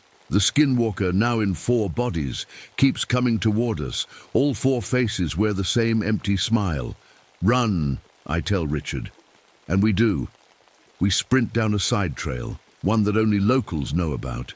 It leads to a hidden canyon where ancient cliff dwellings sit tucked into the rock face. As we run, I hear multiple voices calling our names, all with that same clicking undertone. We reach the cliff dwellings and duck inside an ancient doorway. These small rooms were built by my ancestors hundreds of years ago. Why here? Richard pants, out of breath. Because these places were built with protection in mind, I explain. Not just from weather and enemies, but from spirits. From things like what's chasing us. Richard suddenly doubles over in pain. Catherine, he gasps. It's getting stronger in me. I can feel it trying to take over. I help him sit against a wall. His eyes keep changing. One moment they're his. Normal brown, the next they're completely black. Fight it, Richard, stay with me. His body jerks and twists. Tie me up, he begs during a moment of clarity. I don't trust myself. Using rope from our packs, I secure his hands and feet. It feels wrong to tie up a friend, but I know it's necessary. Richard's not strong enough, he says suddenly, but the voice isn't his anymore. It's ancient, dry like old bones. His skin fits poorly. Yours will be better. I back away as Richard's face contorts into something inhuman. Then just as quickly, he's himself again, gasping and fighting for control. Catherine, he says in his own voice, open your grandmother's pouch. Now is the time. My hands shake as I finally untie the small leather bag I've carried for months. Inside I find dried herbs, a small carved stone figure, and a folded piece of paper with my grandmother's handwriting. The note is simple. The circle was not closed. You must finish what we started. There are instructions for a ritual, a binding. Ceremony that my ancestors used to trap this evil thing centuries ago. But there's a warning too. The binder and the bound will share a connection forever. Thunder crashes outside as I read. The storm is getting closer. Richard screams in pain, his body arching unnaturally. Hurry, he begs. I begin gathering what I need. The herbs from the pouch, red earth from the canyon floor, water from my canteen. Outside I hear voices, many voices, calling my name. The skinwalker is coming with all its stolen forms. I work quickly, mixing the ingredients as the instructions describe. I draw symbols on the ground around Richard with the red earth paste. Catherine Whitefeather, calls my grandmother's voice from outside. Let me in, child. Let me help you. Don't listen, Richard gasps. Not real. Lightning flashes, illuminating the small room. Rain begins to fall. A rare desert thunderstorm. Perfect timing, as the ritual requires flowing water from the sky. I work, Richard struggles against his ropes. Sometimes he's himself begging me to hurry. Other times, the thing inside him snarls and threatens, its voice ancient and full of hatred. "I've worn 1,000 skins," it hisses. "I'll wear 1,000 more. I'll wear yours while your spirit watches, trapped forever." The walls of the cliff dwelling begin to shake. Outside, I see shadows moving, dozens of them, all different shapes, and sizes. The skinwalker has gathered all its forms. I finish the preparations and stand in the center of the symbols I've drawn. According to the instructions, I need to recite words in the old language, words of binding and protection that have been passed down through generations of healers. As I begin to speak the ancient words, the storm reaches its peak. Lightning strikes so close that the air crackles with electricity. Thunder shakes the very ground beneath us. The skinwalker howls from a dozen throats. It knows what I'm doing. Richard's body convulses, and black smoke begins to pour from his mouth and eyes, the essence of the skinwalker being drawn out by the ritual. "Stop!" it screams with Richard's voice. "You don't know what you're doing. The cost is too high." But I continue, my voice growing stronger with each word. My grandmother's teachings flow through me. I understand now why this burden fell to me, why it had to be me. The black smoke swirls around the room, trying to find escape, but the symbols hold it in. It begins to take shape, a writhing mass of faces and limbs, constantly shifting and changing. In one moment, I see my grandmother's face, in another Mark's, then Richard's, and many others I don't recognize. "You cannot bind me forever," it snarls. "I am eternal. I am hunger." "You are not welcome here," I answer, completing the ritual with the final words. Lightning strikes the cliff dwelling directly. For a moment, everything is blindingly white. I feel a searing pain in my chest, like something reaching inside me and taking hold of my heart. Then darkness. When I wake, Richard is leaning over me, untied and looking like himself again. The storm has passed, leaving the desert air clean and fresh. "Catherine, can you hear me?" I sit up slowly. "Yes." "Are you... Is it gone?" He nods. "I think so. I feel like myself again." He looks around at the symbols, now smeared and fading. "What did you do?" "I finished what my ancestors started," I say. "The skinwalker was trapped here centuries ago, but the binding wasn't complete. When our excavations disturbed the site, it found a way to break free. And now? Now it's bound. Again." I touch my chest where the pain had been. There's a mark there now, a small, perfect handprint that wasn't there before. But the binding comes with a price. Richard helps me to my feet. "What price?" I look out at the canyon, glowing in the afternoon sun. I'm connected to it now, and to this place. I can feel it already, a tether linking me to the land, to the ancient ruins, to the thing trapped beneath it all. I'll have to stay, to make sure it remains bound. "You mean forever?" I nod slowly.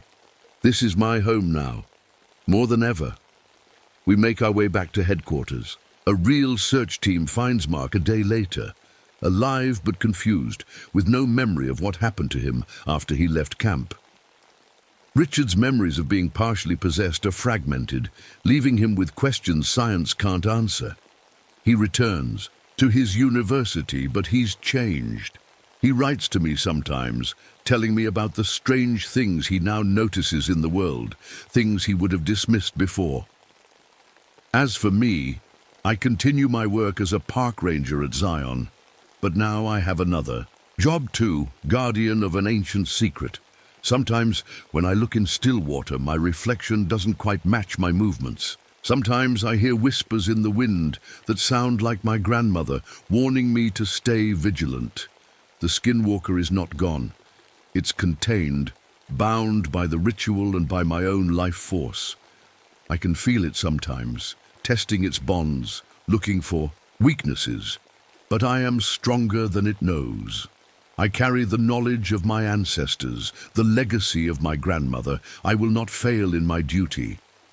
And so I walk the red earth paths of Zion Canyon, watching over both the living and the ancient things that sleep beneath the stone. I'm Catherine Whitefeather, Park Ranger and Guardian. This is my story. This is my purpose. And sometimes, when the moon is full and the shadows seem to move of their own accord, I touch my grandmother's medicine pouch and whisper, thanks to her for preparing me for this battle, a battle that is not over, but merely paused until the next chapter begins.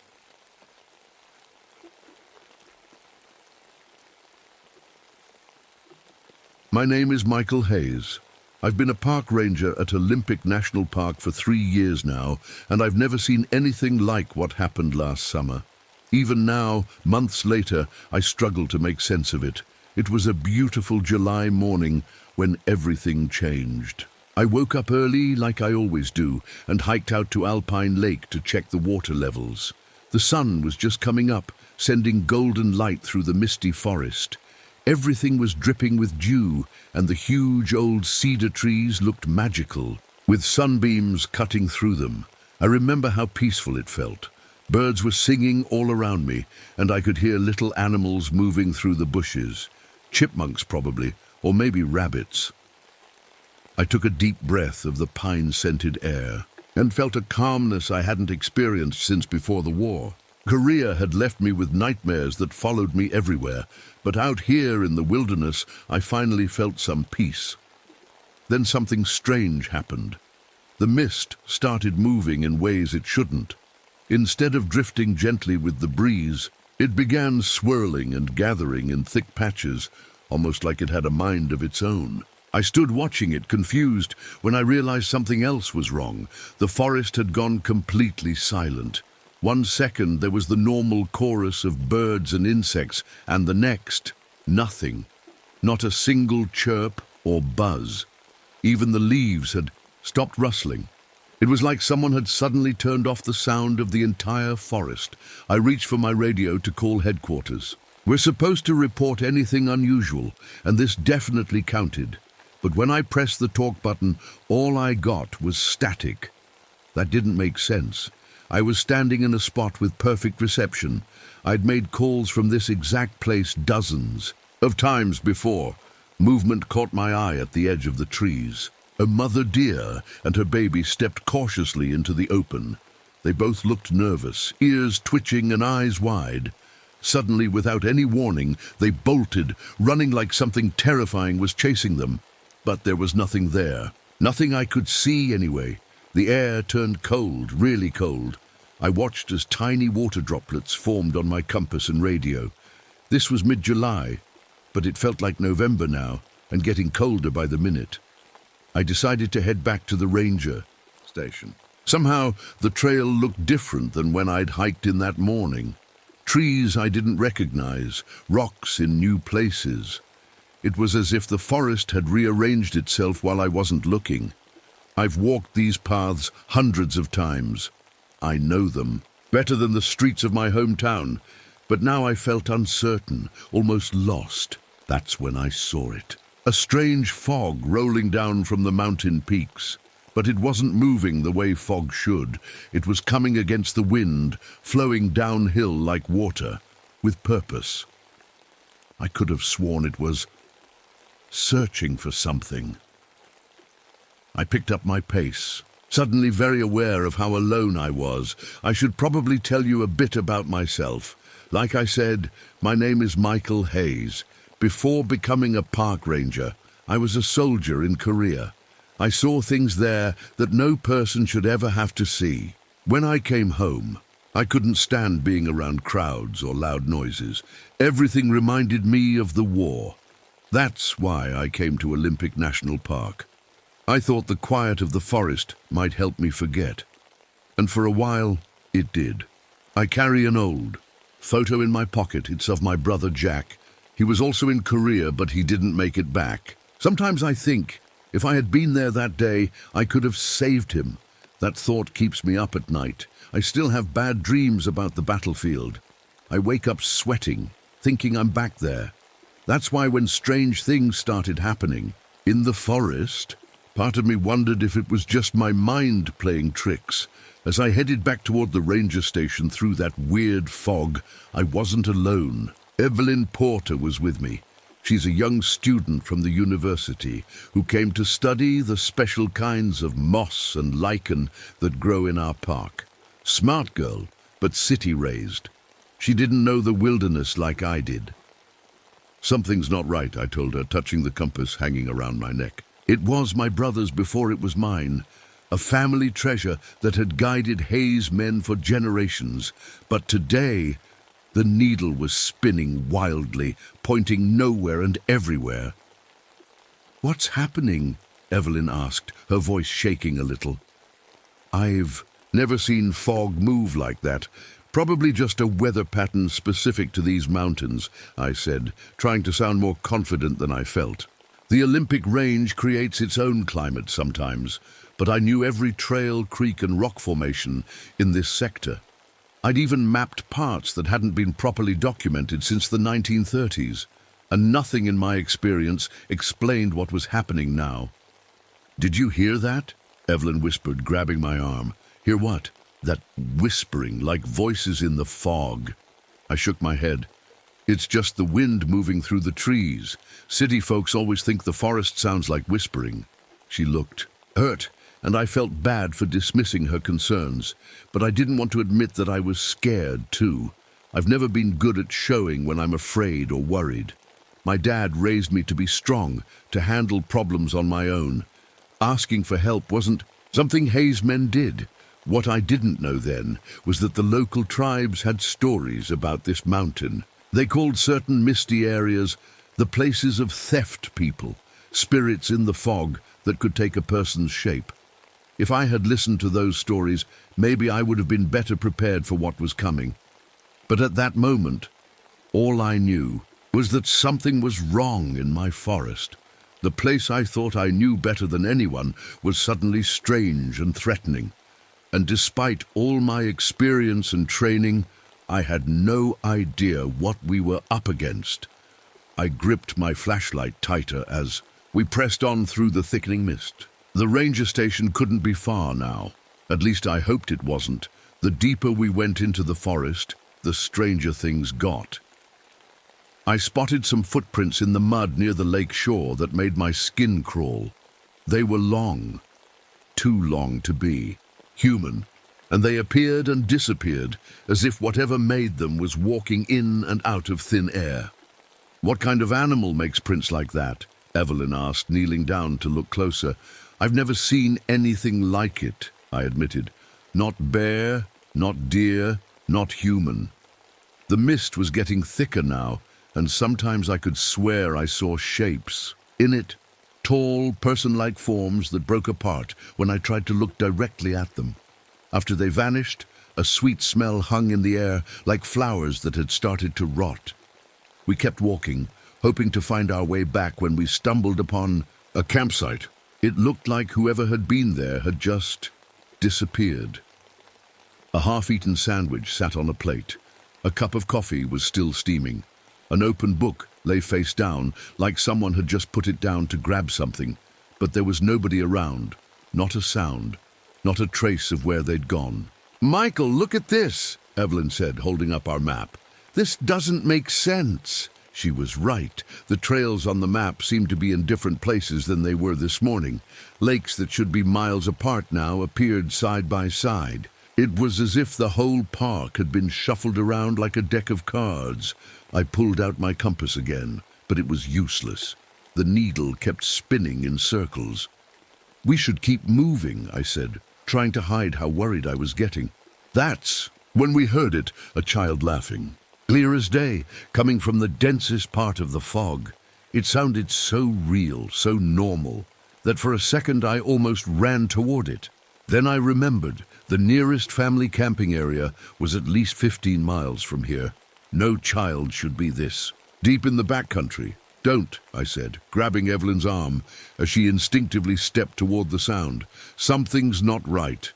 That night we made camp, having given up on finding the ranger station before dark. Evelyn set out her sample containers, little glass jars where she kept the lichens and mosses she was studying. In the morning, they were all empty. Every single one. And there were strange marks scratched into the glass, like symbols or letters, from a language I'd never seen. But that wasn't the worst part. The worst part was when I noticed my own footprints in the soft dirt around our campsite. The prints I'd made just hours before were changing shape. With each passing hour, they stretched. Longer and longer, less like a man's footprint and more like whatever had made those tracks by the lake. We found a camera that day too. It was sitting on a rock, like someone had carefully placed it there. It belonged to a family of hikers who had been reported missing 3 days earlier. I opened it up and took out the film, thinking it might give us some clue about what happened to them. That night, huddled around our campfire, it got so cold that our breath froze in the air in front of us. But instead of falling to the ground, the frozen breath hung there, forming crystals that stayed floating much longer than they should have. Evelyn suddenly went pale. "Did you hear that?" she whispered. "Hear what?" "My mother. She's calling me." Her eyes were wide with fear. "But that's impossible. My mum died 3 years ago." I listened hard, but heard nothing except the strange silence of the forest. Whatever was out there in the mist, it was playing tricks on us now. And it was getting closer.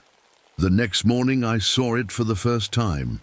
I was gathering firewood when I felt someone watching me. About 50 yards away, partially hidden by the mist, stood a figure.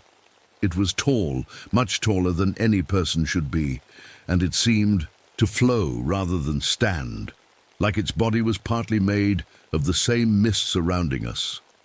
I reached for my service revolver. Rangers carry them for protection against wild animals, and fired a warning shot into the air. The sound echoed through the trees, but when I looked back, the figure was gone. No, not gone. It had dissolved into the fog, like it was made of the same stuff. Then, a heartbeat later, I spotted it again. Closer now, much closer. Close enough that I could see it wasn't wearing clothes or skin like a person. Its body was see-through like cloudy glass, and inside I could see shapes moving that looked like organs, but not like any organs I'd ever seen. They glowed with a faint blue-green light, pulsing in a rhythm that wasn't quite like a heartbeat. "Michael!" Evelyn's voice called from our campsite. "Michael, help! Something's here!" I ran back toward her voice, but when I got there, she was standing calmly by the fire. "What's wrong?" I asked, out of breath. She looked confused. "Nothing. I didn't call you."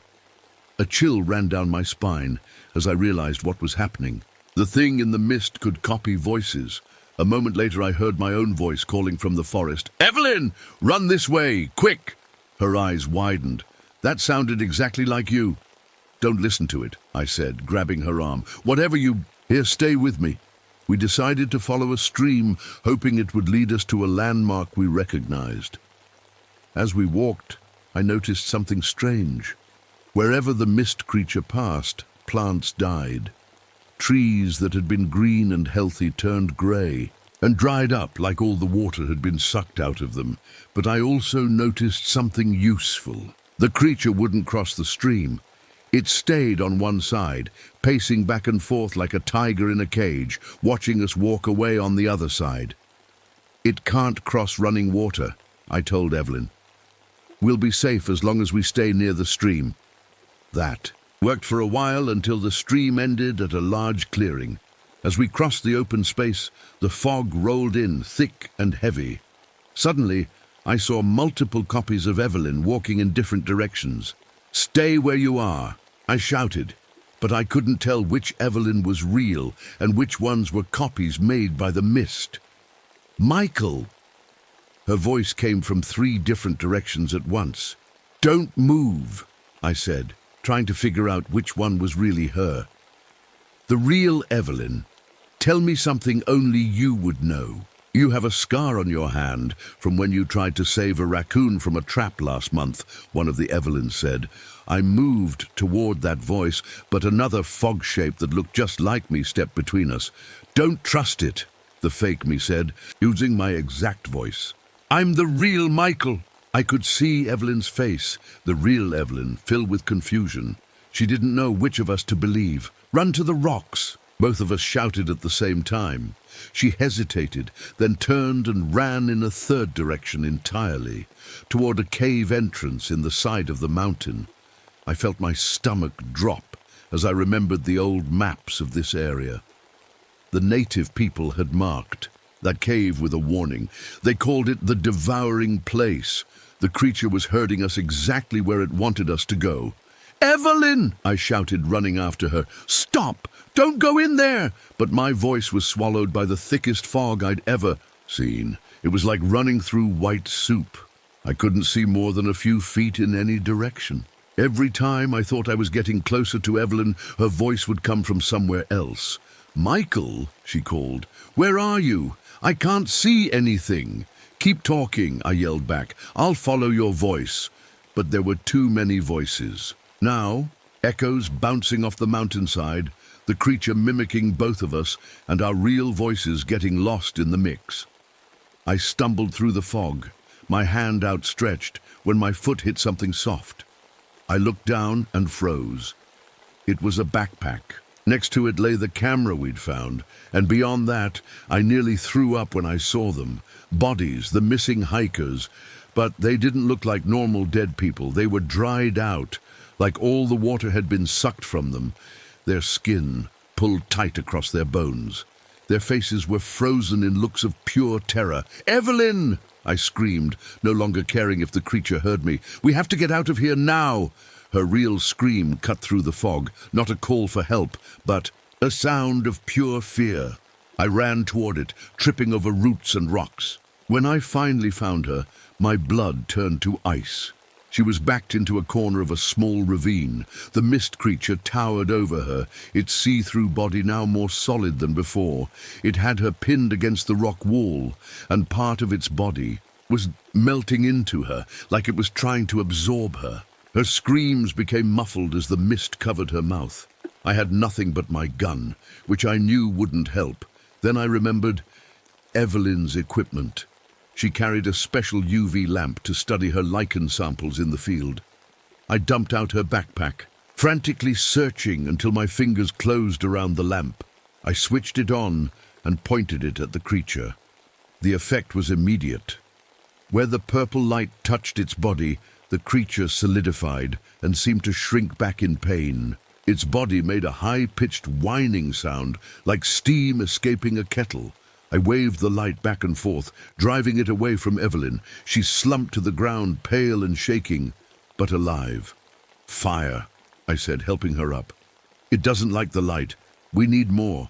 I pulled out my emergency flares and lit one. The bright red light pushed the fog back even further. The creature retreated, but I could tell it wasn't giving up. It was regrouping. "Michael," Evelyn's voice was weak. "It was inside me. I could feel it trying to take me." That's when I noticed parts of her skin had a strange see-through quality, like you could almost see through to the bones in her hand, and her eyes, they had a faint glow to them that wasn't there before. "We're getting out of here," I said firmly, trying not to show my fear. "Can you walk?" She nodded, but her movements were strange, too fluid, like her joints weren't working quite right. I led her toward a narrow canyon I'd spotted earlier. It was a gamble, but I had a plan. When we reached it, I set Evelyn down behind a large boulder and quickly rigged up my remaining flares along both sides of the canyon walls. "When it comes," I told her, "I'll light all these at once. The heat and light should drive it back long enough for us to get past." We didn't have to wait long. The mist began pouring into the canyon, taking shape as it came. Taller now, more confident, moving with purpose. "Now!" I yelled, lighting the fuse that connected all the flares. They ignited with a whoosh, filling the narrow space with blinding red light and intense heat. The creature let out a sound I'll never forget. Not one voice, but dozens, screaming together in pain and rage. Through the glare, I could see it thrashing, its body breaking apart and reforming. I grabbed Evelyn's hand and pulled her past the burning flares, running as fast as we could toward the forest edge where I knew the ranger station would be. When we finally broke through the tree line, I could see the station just 100 yards away. We'd made it. But something was wrong. Evelyn's hand in mine felt different, colder. I looked back at her and noticed her movements were completely fluid, now unnaturally smooth. And when she smiled at me, it didn't reach her eyes. At the station door, I caught our reflection in the window glass. I saw myself dirty and exhausted, but where Evelyn should have been. The reflection showed something else entirely. Something tall and flowing, with glowing organs visible through its transparent skin. I'd never made it to Evelyn in time. The thing that followed me out of the forest wasn't her at all. It was the mist stalker wearing her face.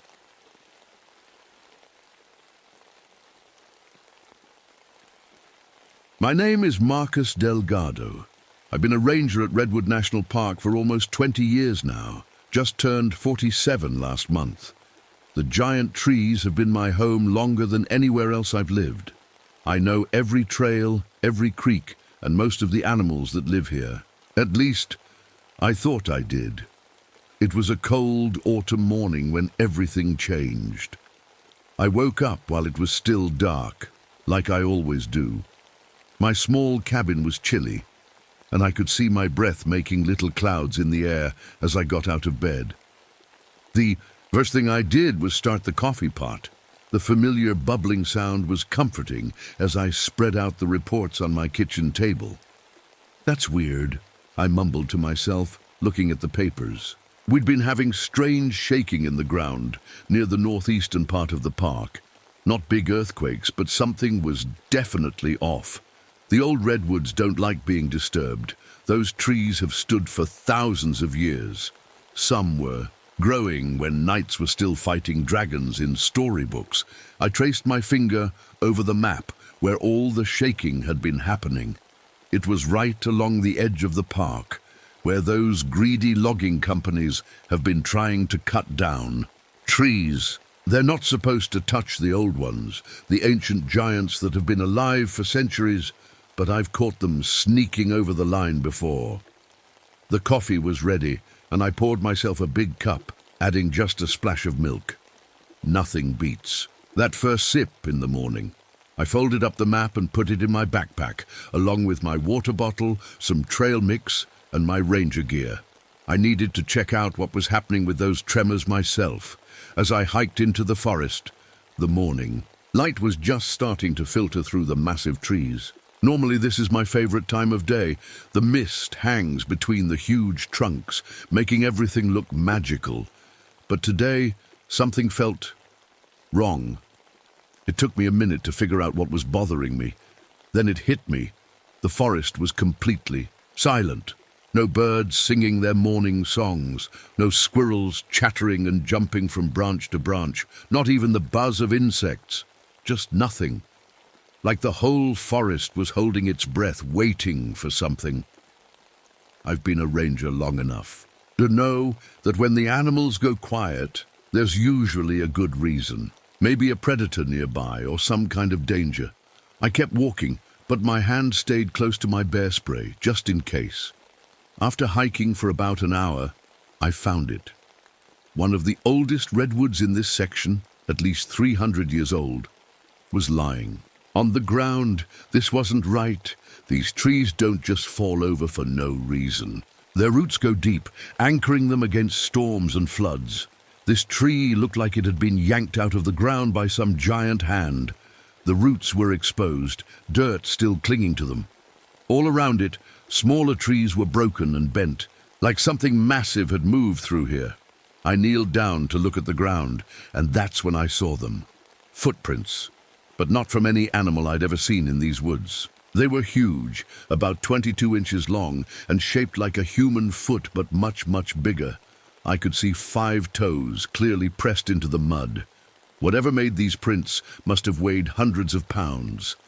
And there was something else. Caught in some broken branches, I found several long, coarse hairs. They weren't bear fur or deer hair. They were different, thicker, and with a reddish-brown color I'd never seen before. I took out a small evidence bag and carefully collected the hairs. My heart was beating faster now. In all my years as a ranger, I'd heard the stories from locals and some of the older park workers. Stories about something living deep in the redwoods, something that didn't want to be found. Most rangers laughed at those tales, but standing there looking at those massive footprints, I wasn't laughing anymore.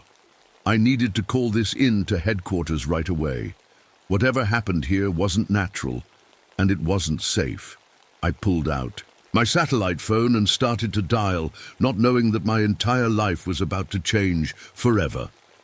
I pressed the buttons on my satellite phone, trying to reach headquarters. The call connected and I started explaining what I'd found to my boss, Ranger Thompson. I'm telling you, something pulled this tree right out of the ground. And these footprints, that's when the call cut off. Just static, then nothing. I checked. The signal, full bars. Weird. I tried again, but the phone wouldn't connect. Then I noticed something else strange. The air around me had gotten much colder, like when you open a freezer door and feel that rush of cold air hit your face. I put the phone back in my pocket and decided to follow the path of broken trees. Whatever made those huge footprints had left a trail of destruction. Small trees snapped like twigs, bushes flattened, and more of those massive footprints everywhere. After walking for about half an hour, I came to a clearing that wasn't on any of my maps, and what I saw there made my blood run cold. There was logging equipment scattered everywhere, a bulldozer, chainsaws, and other tools. But they weren't just abandoned, they were destroyed. The bulldozer was crushed like someone had stepped on a soda can. The metal was twisted and torn, with deep scratches that looked like claw marks. These weren't just any scratches, they had cut through solid steel like it was paper. "Hello, is anyone here?" I called out, but the strange silence of the forest swallowed my words. That's when I noticed the blood. Dark red splashes on the yellow metal of the bulldozer, more blood on the ground, making a trail leading into the thick bushes. Something very bad had happened here. Following my ranger training, I examined the blood patterns. From the way it was splattered, at least 2 people had been hurt here, badly hurt. But there were no bodies, just drag marks heading deeper into the forest, like something had carried them away. My stomach turned when I found a human arm on the ground. It was torn off at the shoulder, still clutching something. I forced myself to look closer. It was holding a gun, but not a regular one. This was a tranquilizer gun, the kind used to put large animals to sleep. Loggers don't carry these. This was the kind of equipment big game hunters use. What were they really doing out here? This was starting to feel less like a logging operation and more like they were hunting something big. The sky seemed to get darker, even though it wasn't even noon yet. A thick fog rolled in around me, but it wasn't like normal fog. It smelled strange, a strong, musky odor that made the hairs on the back of my neck stand up. It was like my body was trying to tell me to run before my brain even knew why. I pulled out my compass to check which direction would take me back to the ranger station. The needle was spinning wildly, pointing in all directions. I'd never seen anything like it. While I was trying to figure out what to do next, I spotted something carved into one of the tree trunks. Strange symbols, circles and lines that didn't look like anything I recognized. I'd seen similar markings in some of the restricted areas of the park, places where archaeologists had found evidence of ancient people living here thousands of years ago. I took out my camera and snapped some pictures of the symbols. Maybe someone back at headquarters would know what they meant. Just then, my radio crackled to life, making me jump. Through the static, I heard a voice. Detected unusual biosignatures. Subject is larger than anticipated. Requesting permission to use lethal force if Then nothing but static again. I didn't recognize the voice. It wasn't any of the park rangers, and we certainly don't talk about lethal force or biosignatures. It sounded more like scientists, military. I checked the radio's channel. It was set to our secure park frequency. Nobody outside the ranger service should be able to broadcast on it. I tried to respond, but got nothing but static. Something very strange was happening in my forest. First, the weird footprints and destroyed equipment, then the symbols, and now mysterious voices on the radio. I needed to find out what was going on, even if it meant going deeper into the silent woods.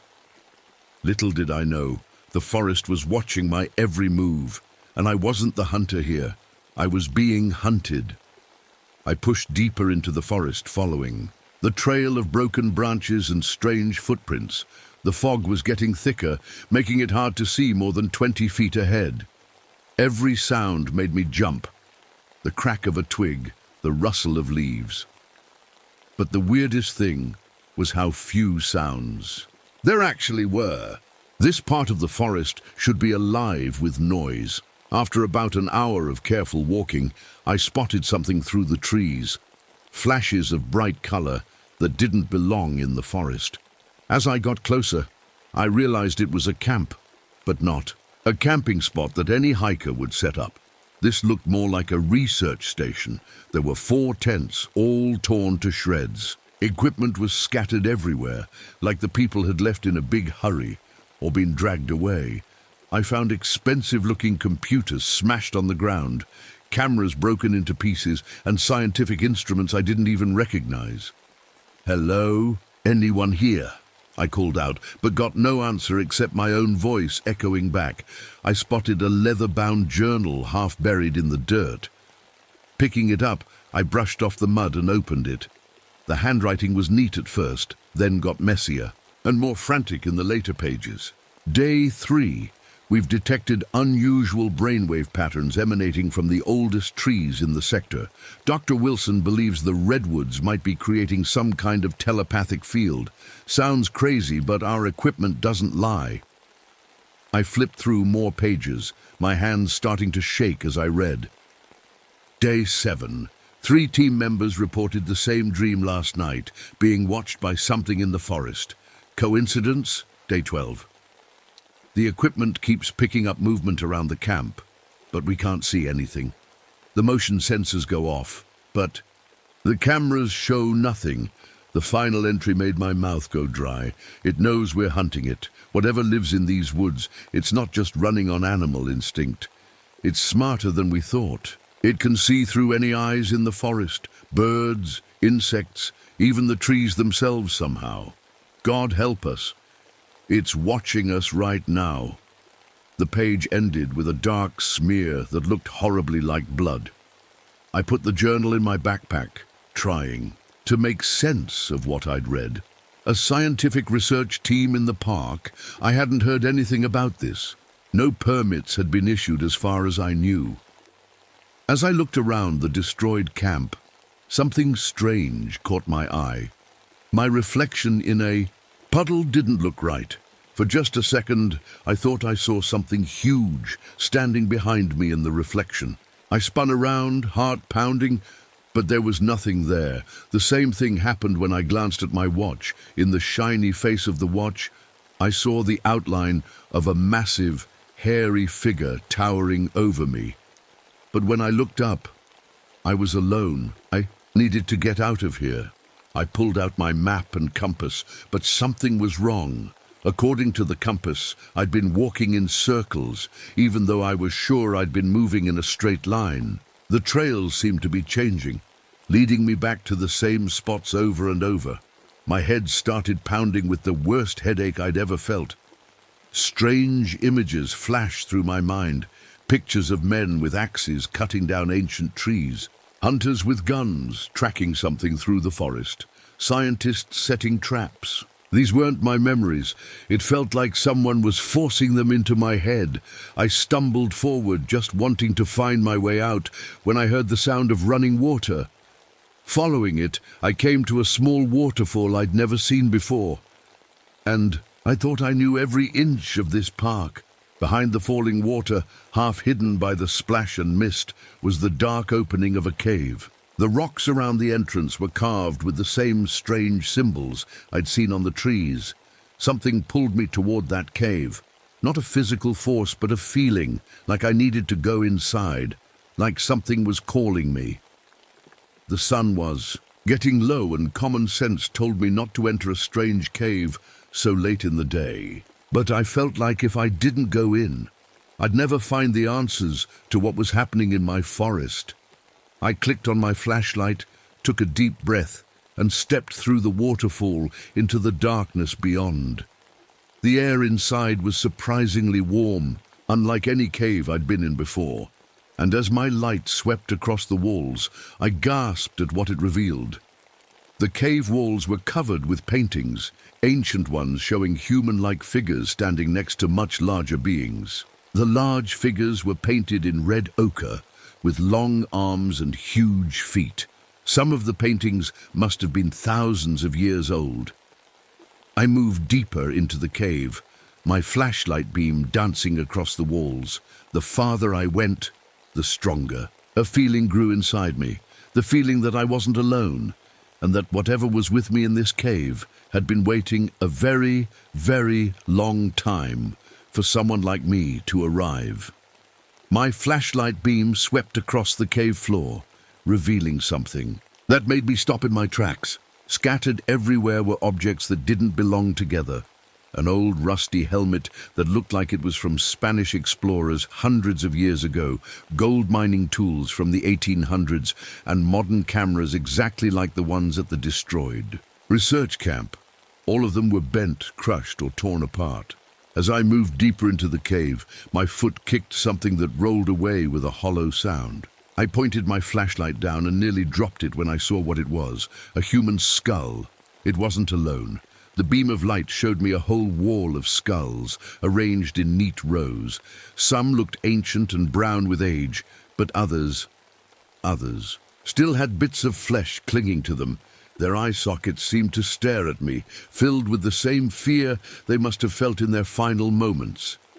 The air felt heavy, and a strange humming sound vibrated through the cave. I watched in disbelief as small pebbles on the ground started to shake and then rise up, floating inches above the floor like there was no gravity.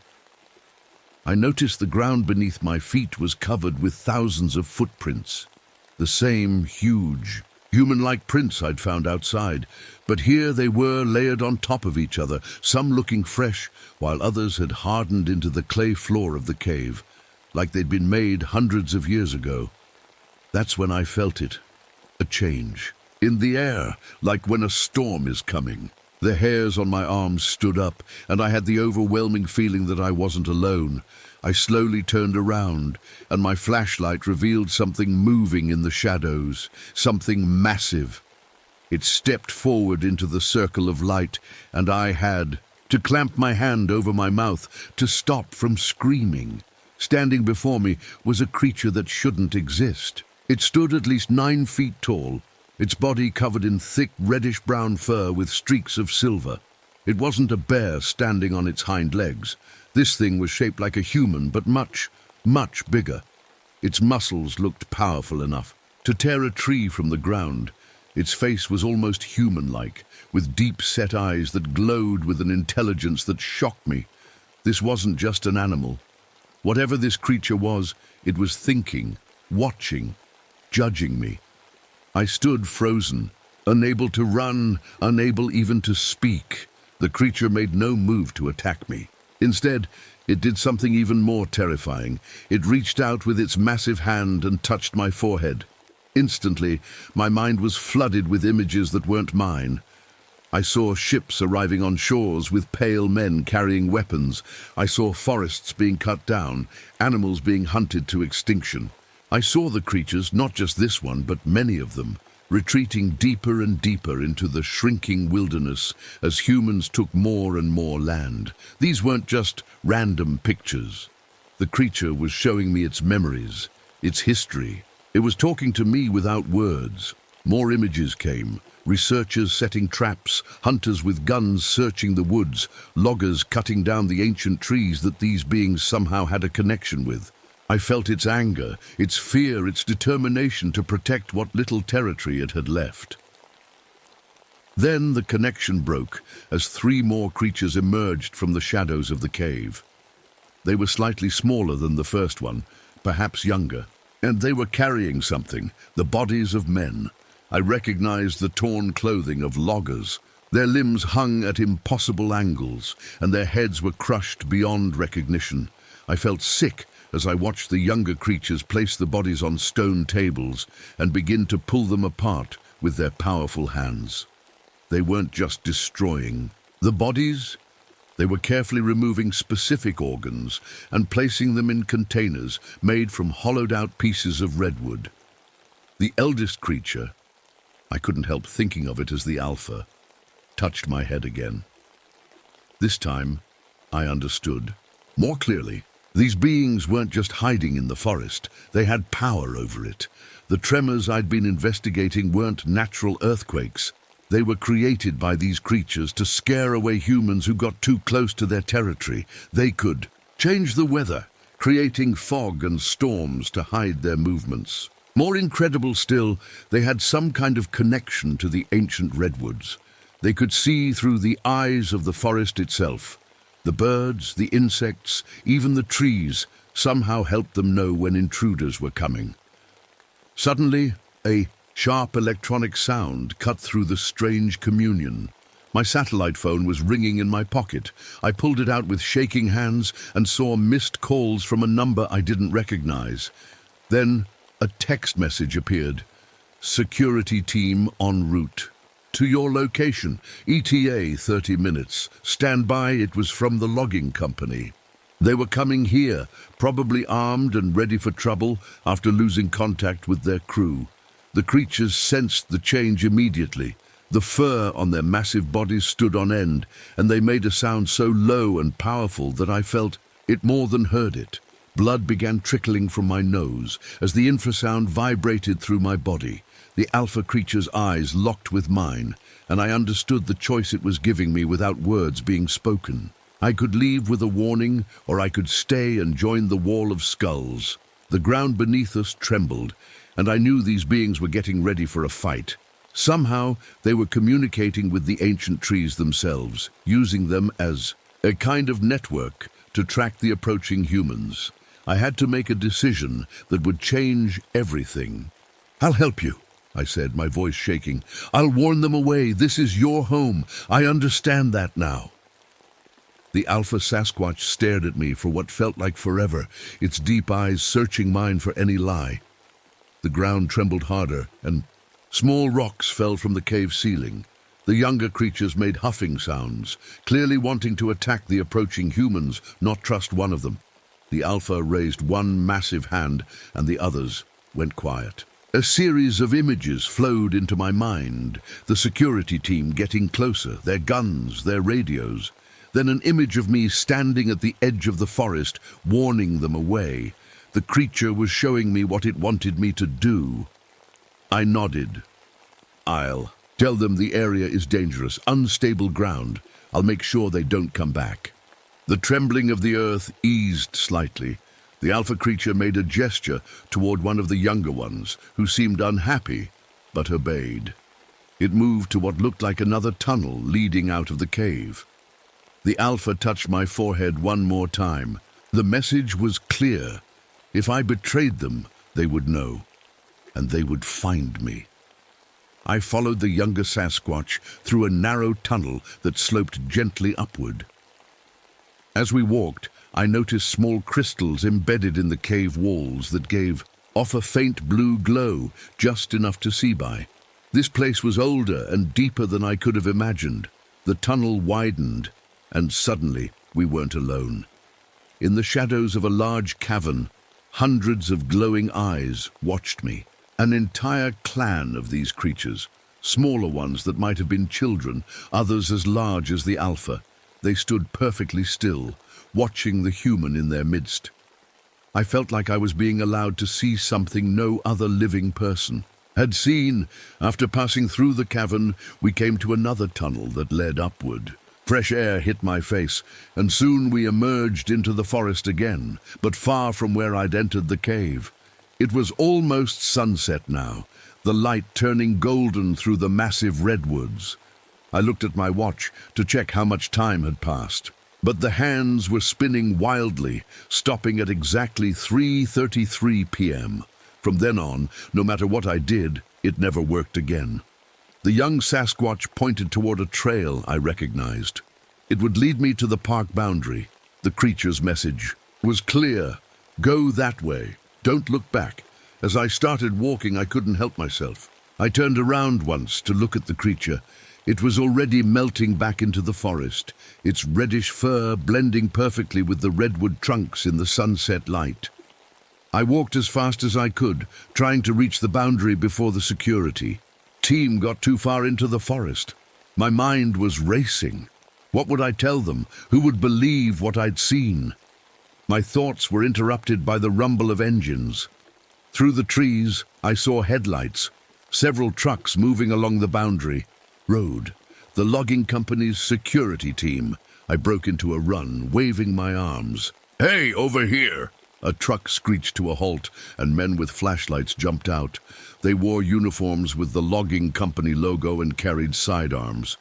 "Ranger Delgado, what the hell are you doing out here at this hour?" The leader shined his light in my face. I tried to speak, but my words came out jumbled and confused. Earthquake, danger zone, no entry. They looked at me strangely, and one muttered to another, "What's wrong with him? Is he drunk?" The leader grabbed my arm. "Where's our crew? We lost contact with them hours ago." I shook my head. "No one. There's no one there. Landslide, equipment destroyed, too dangerous to go in." "You're not making sense, Ranger. We're going in to find our people." I grabbed his arm. "No, you can't go in there. The ground is unstable. More slides could happen any minute." I was surprised by the force in my voice. "I'm ordering this area closed. Park Authority." He stared at me for a long moment, then at the darkening forest behind me. Something in my face must have convinced him, because he finally nodded. "We'll come back in the morning." With more men, I knew that by morning there would be no evidence of what really happened. Somehow, I just knew. They loaded me into one of their trucks and drove me back to the ranger station. The whole way, I kept seeing movement in the trees alongside the road. Massive shapes following us, making sure we were leaving their territory. As we drove away, I felt the weight of the choice I'd made. I had sided with creatures that had killed humans, but I also understood why they had done it. They were protecting their home, their family, their very existence. Just like I was sworn to protect the park. I didn't know it then, but my life had changed forever. I had formed a connection with something ancient and powerful, and that connection would never be broken.